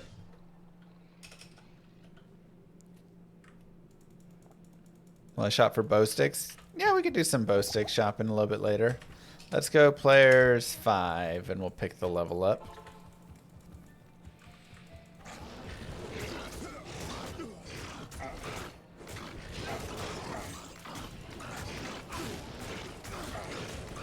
I have not gotten any war cries yet. I just didn't want to invest the skills down the trees yet for any of that. We'll do it a little bit later. Once we start getting some plus skills. Another Pointing Frenzy. When we do our respec again later, we'll do that. We'll go ahead and head back to go save Kane. I'm just using Malice and Tal Flail right now. 49 ED, 7 max. Not bad.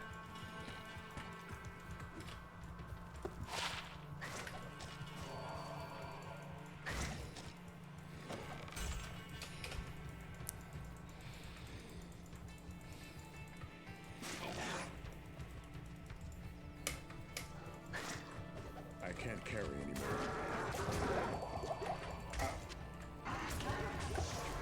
Okay, grab this.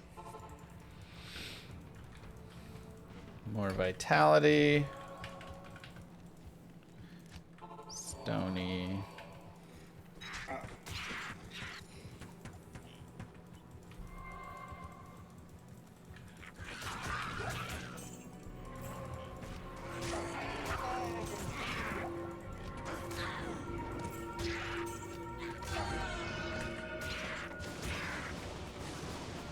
Kane must be starving.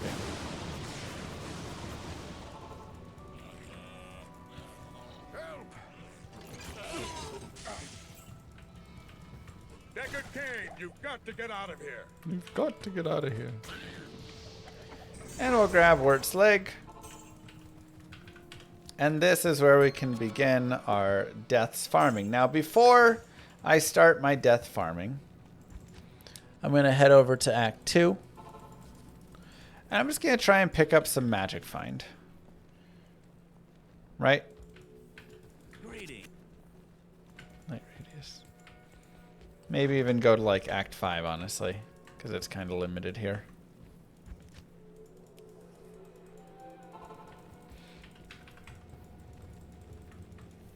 Can I help you? 16% MF. Yeah, she's going to have some of those, though, isn't she? I can't. Impossible. Maybe we go to Nightmare Charcy. Might be the best spot. Because these are going to be too high. Alright. Nightmare it is. Good day.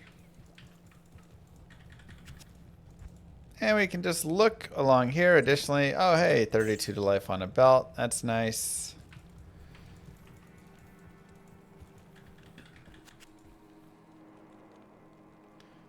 Poison.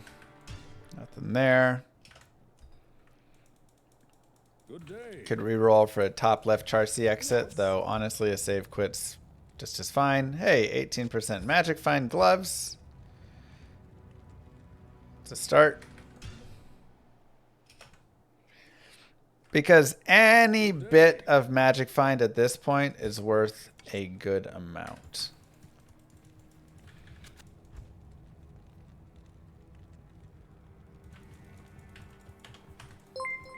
Good day. Thanks, Crush. This gearing up MF is real fun to watch as a viewer on these guides playthroughs as it's super relatable. Yeah, I mean this is the real juicy grind time of all of it.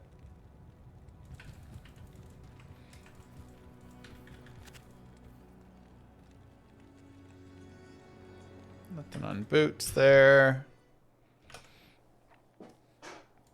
Good day. Jeet is probably going to be the guy we want to be checking out a little bit more. Ooh, 26 gold res isn't bad. I know fear. 6% MF, maybe a little bit lower than desired. I'll actually go back to normal really fast.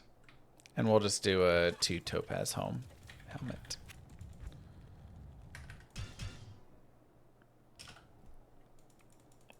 I was gonna like find mechanics there, but meh.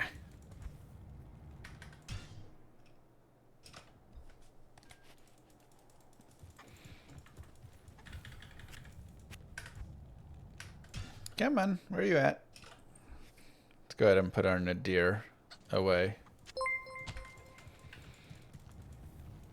I followed a great recipe for a peanut butter mayonnaise milkshake and I'm conflicted.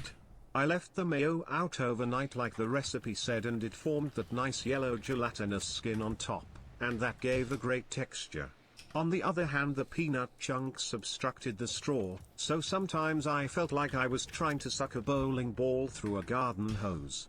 The blast of chunks and creamy mayo made it almost worth it when the dam burst, though. 7 out of 10 would make again. That made me kind of dizzy. So we'll just grab whatever topaz we have lying around. If you only have 2 chip topaz, I wish cheers were broken. Put 2 chip topaz in there, right? Just literally, we're just getting some magic find.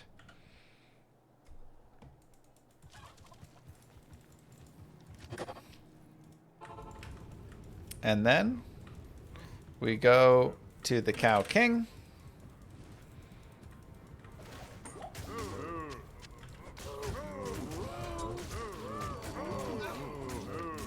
And we kill the Cow King. Emilio's probably gonna die.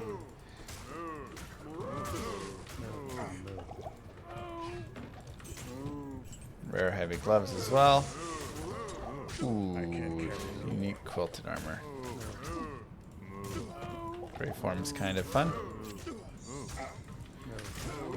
Now, why are we doing the Cow King here exactly?